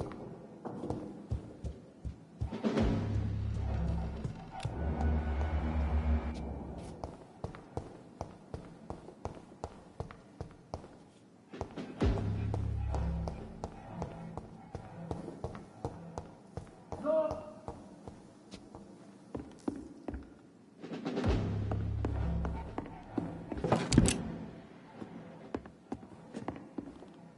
Turn around, sir. Don't come closer! That ain't human! Kill it! Remember your vows, friends!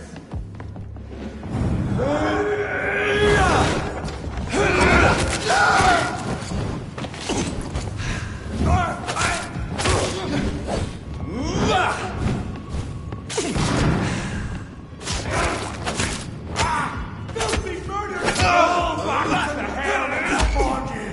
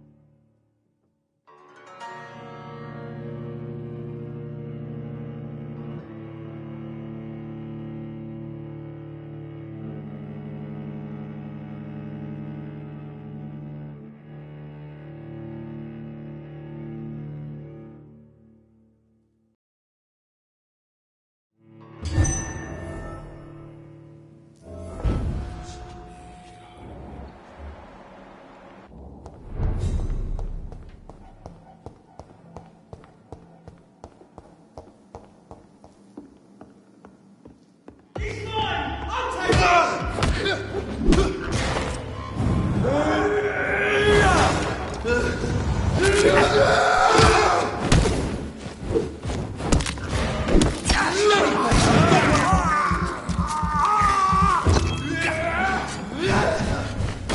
cannot be defeated!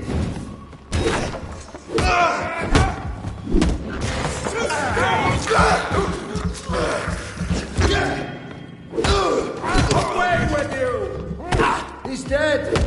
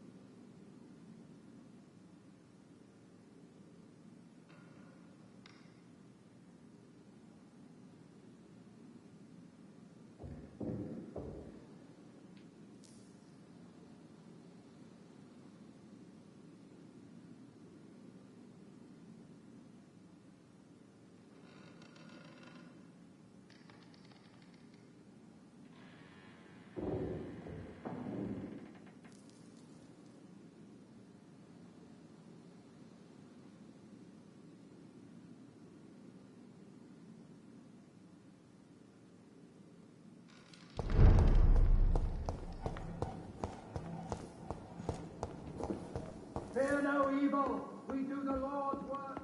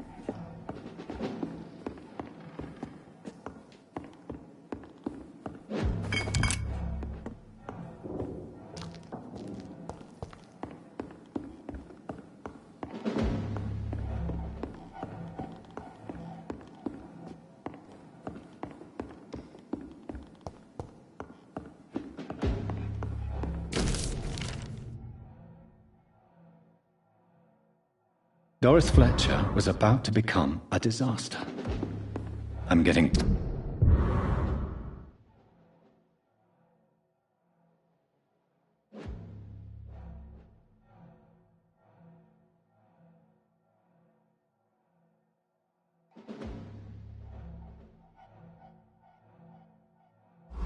close to having all the evidence.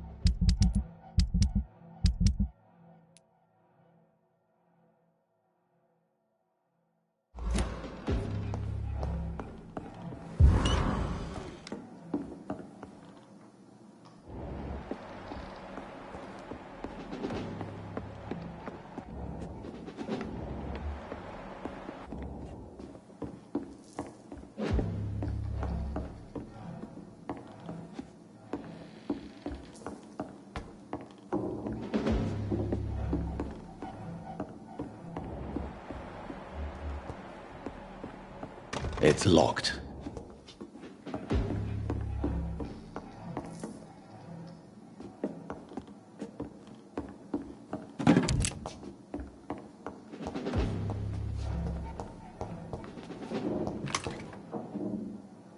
Sir, no civilians allowed.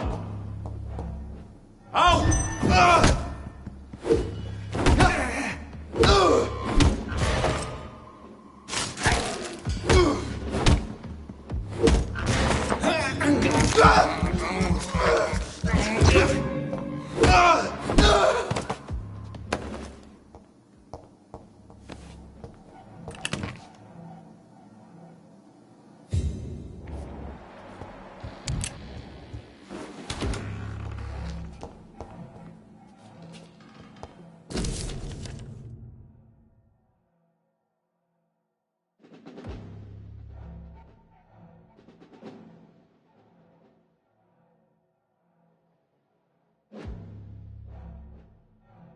Blood of a pure heart, garlic, blood of a king. I don't understand. Perhaps this is what McCullum drank. I had better keep that in mind.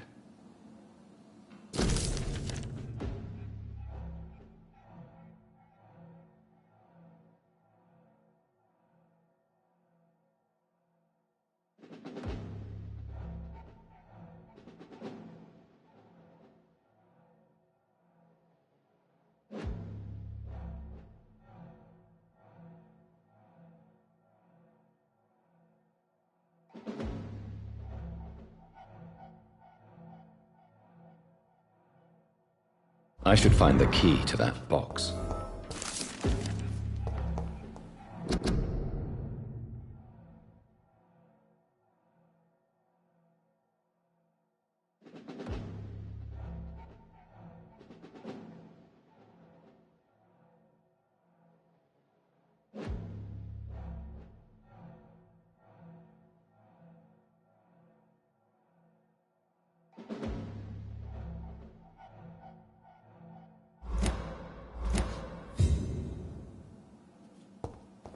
It's locked.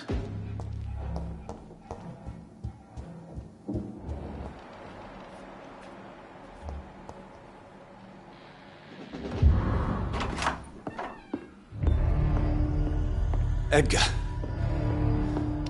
Edgar, can you hear me? Jonathan, is it really you? Easy. Easy. Save your strength. I'm getting you out of here.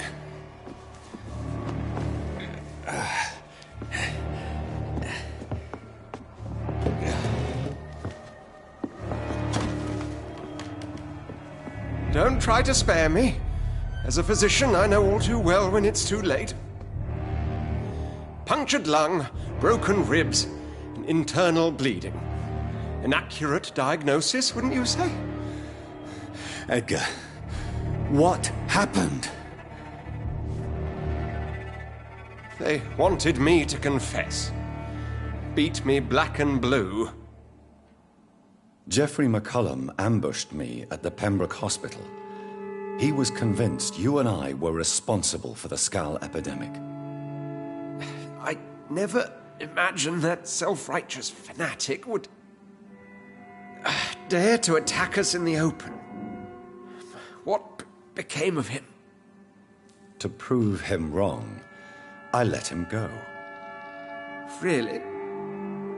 You sure that was the wisest course of action? Time will tell. The most intriguing part of his accusation was that you and I were the pawns of some ancient vampire. William Marshall.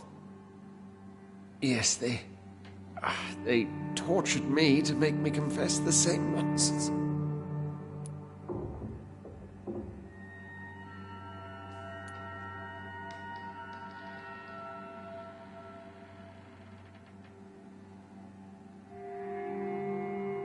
I think you're hiding something, Edgar. What do you mean? William Marshall, for example. You speak of him as if you know him. How is that? Jonathan, I cannot say I'm ready for another round of questions. Why would the Guard of Priwen believe you and I created the vampire epidemic? Maybe due to our profession? Because I offered you shelter in my hospital. What can you tell me about William Marshall? Not much. History paints the story he was the greatest knight who ever lived. Amongst the immortals, he had a yet greater legend. Why is the Guard of Priwen so obsessed with him? He was the only ancient vampire to escape the first great hunt launched by the Guard of Priwen in 1854. They believe he's an evil creature plotting his return.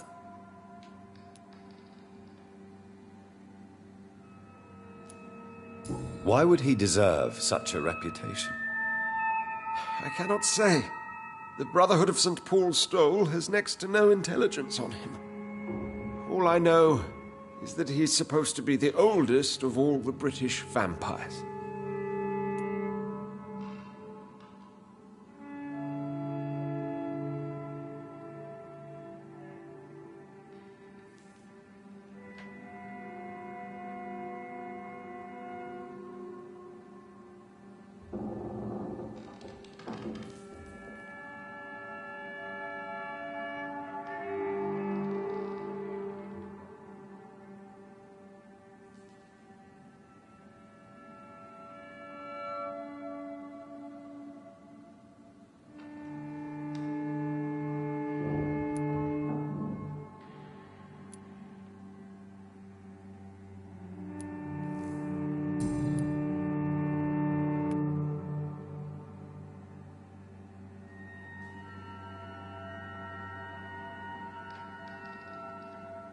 While investigating the epidemic, I read some of McCullum's findings.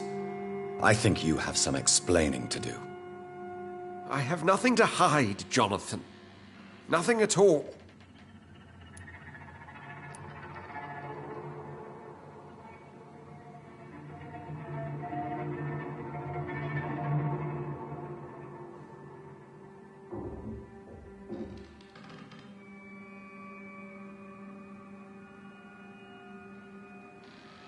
Do you know Doris Fletcher's real name?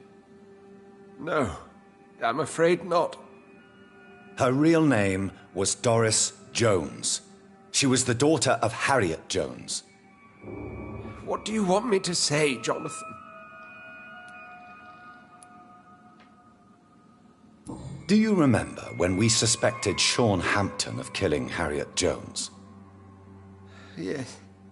The terrible episode that came as a shock to us all.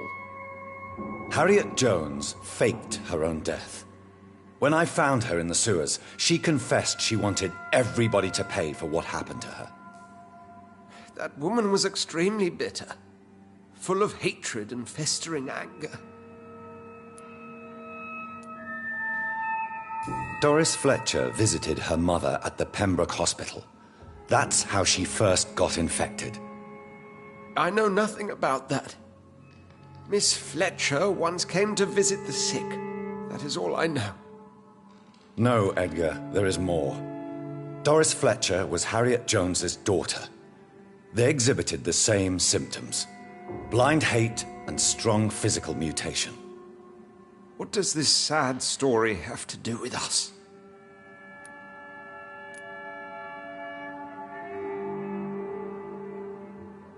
Come on, Edgar. Don't you see the pattern here? The epidemic, the link between Doris and Harriet, the suspicion of McCullum?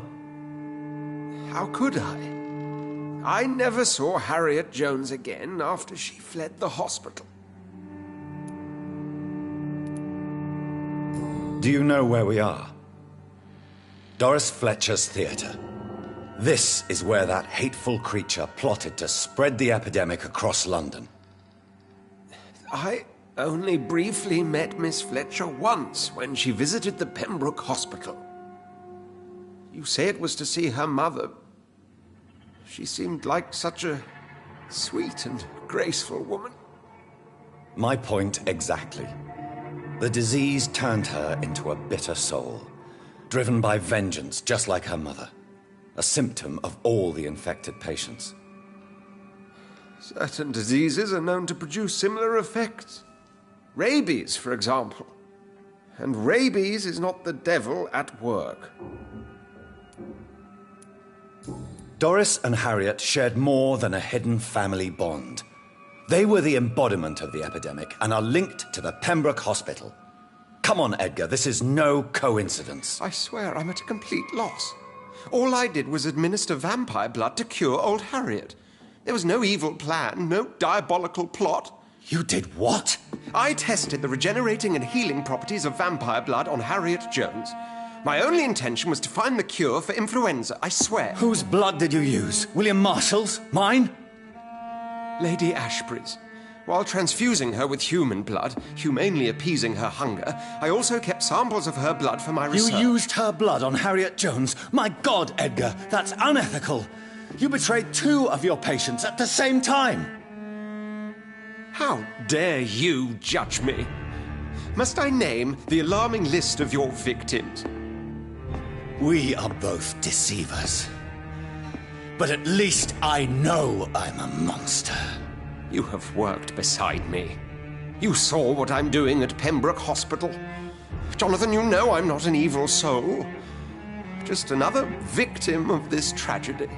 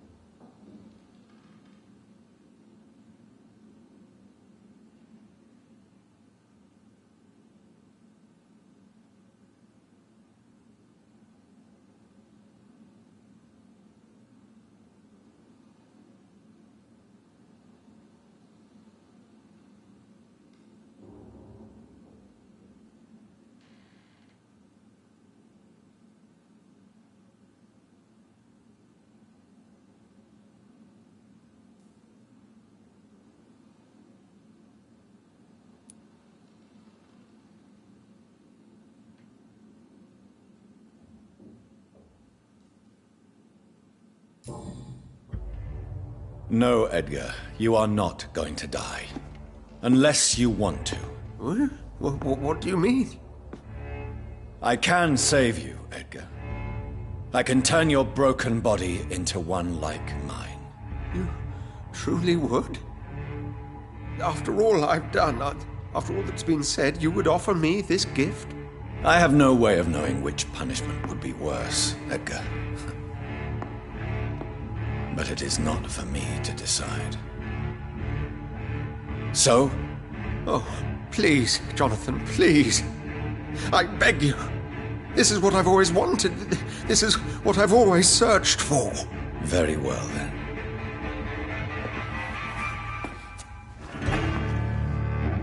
Prepare to die and be reborn. To face an eternity of guilt. I'm ready. Oh, indeed, I am ready.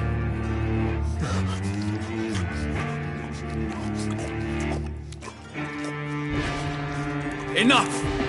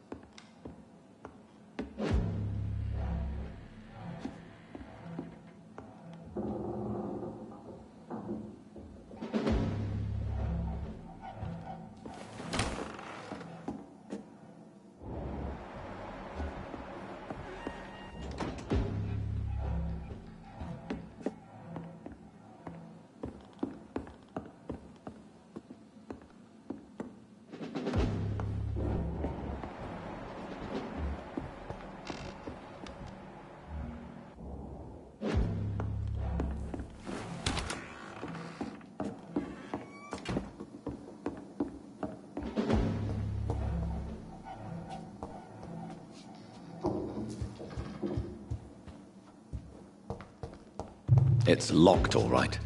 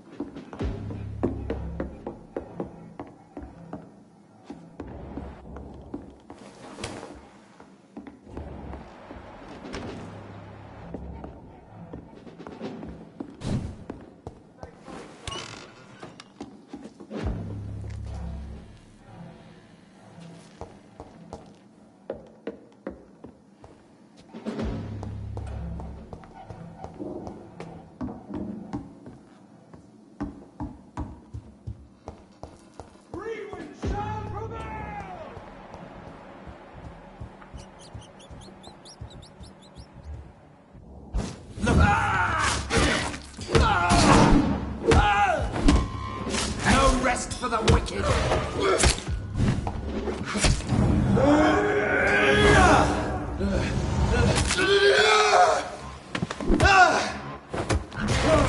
Watch out!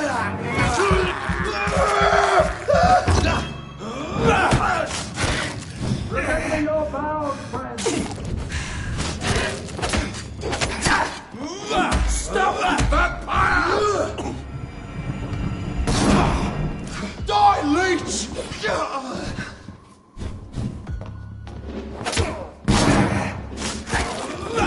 Crush this beast! Back in the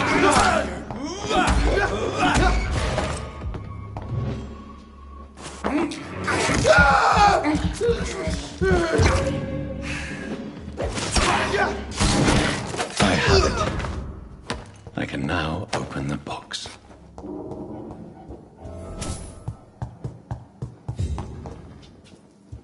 No rest for the wicked.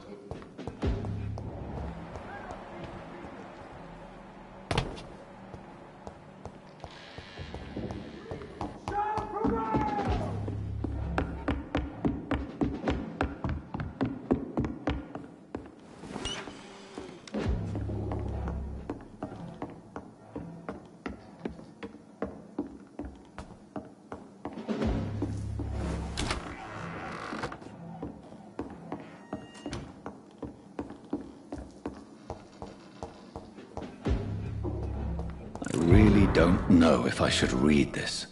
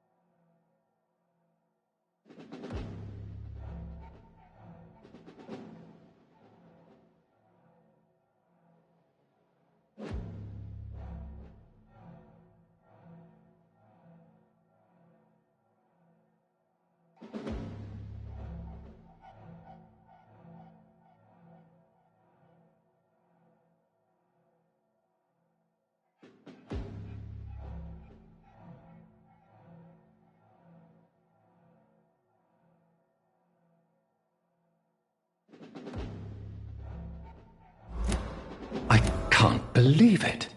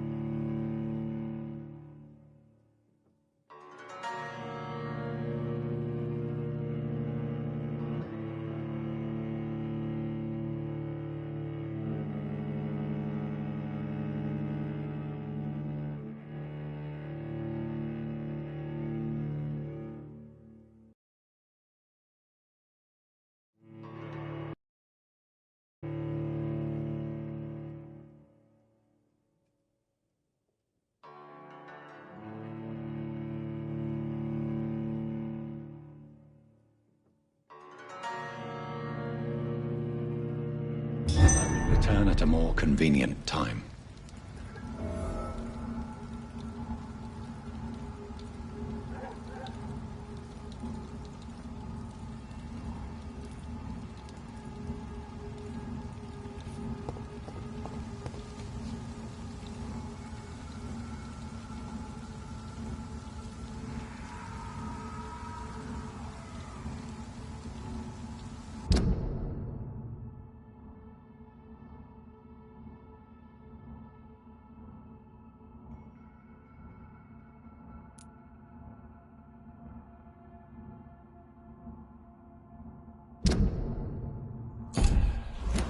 So Harriet Jones became the original carrier when Edgar gave her vampire blood. I must tell Elizabeth.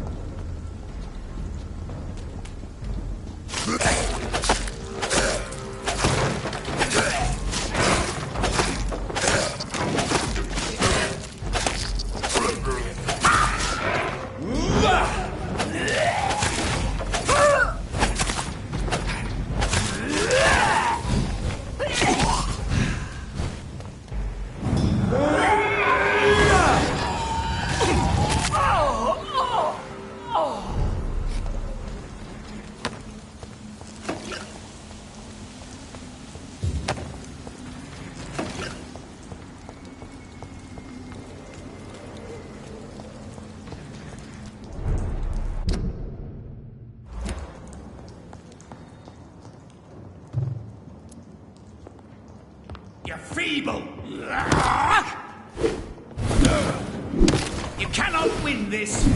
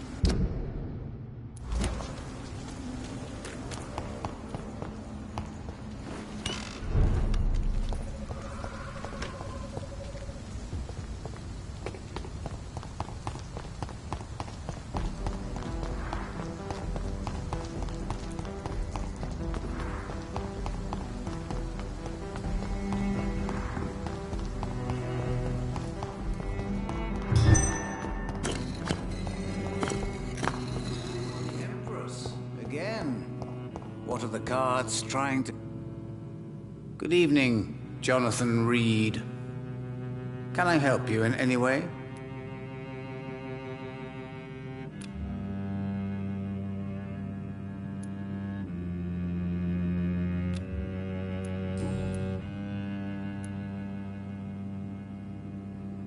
Tell me the truth, Usher. Are you a vampire? By the stole, you really thought you could force Usher Talltree to yield to your little mind tricks like an oblivious mortal? So, are you or are you not a vampire? As a brilliant man once said, to be unambiguous can only be to one's own detriment. Why can't I force you to answer me then? I'm the primate of St. Paul's Stole. It comes with certain advantages, like accessing the greatest library in the country and avoiding answering certain questions.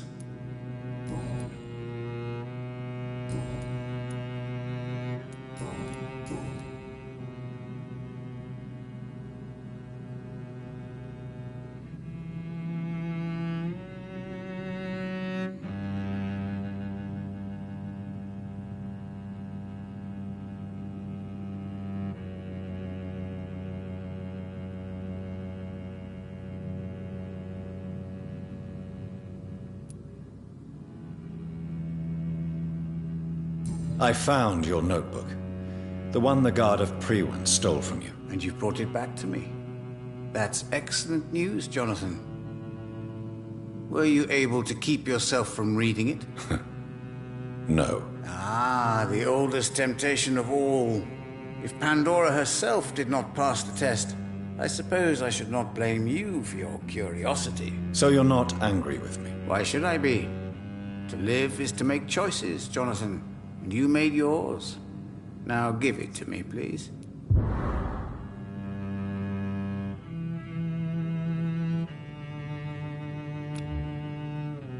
Do you require medical attention? I'm fine, thank you, Jonathan.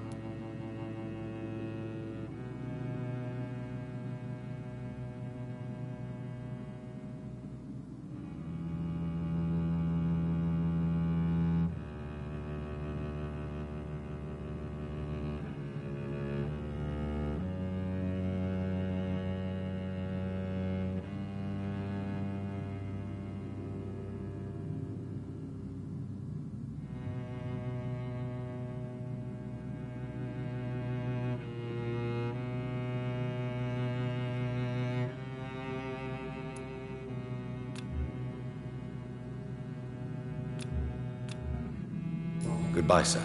Until we meet again. I rarely wander. A red river, a song in the dark, the whispers of a sun. So many signs to interpret.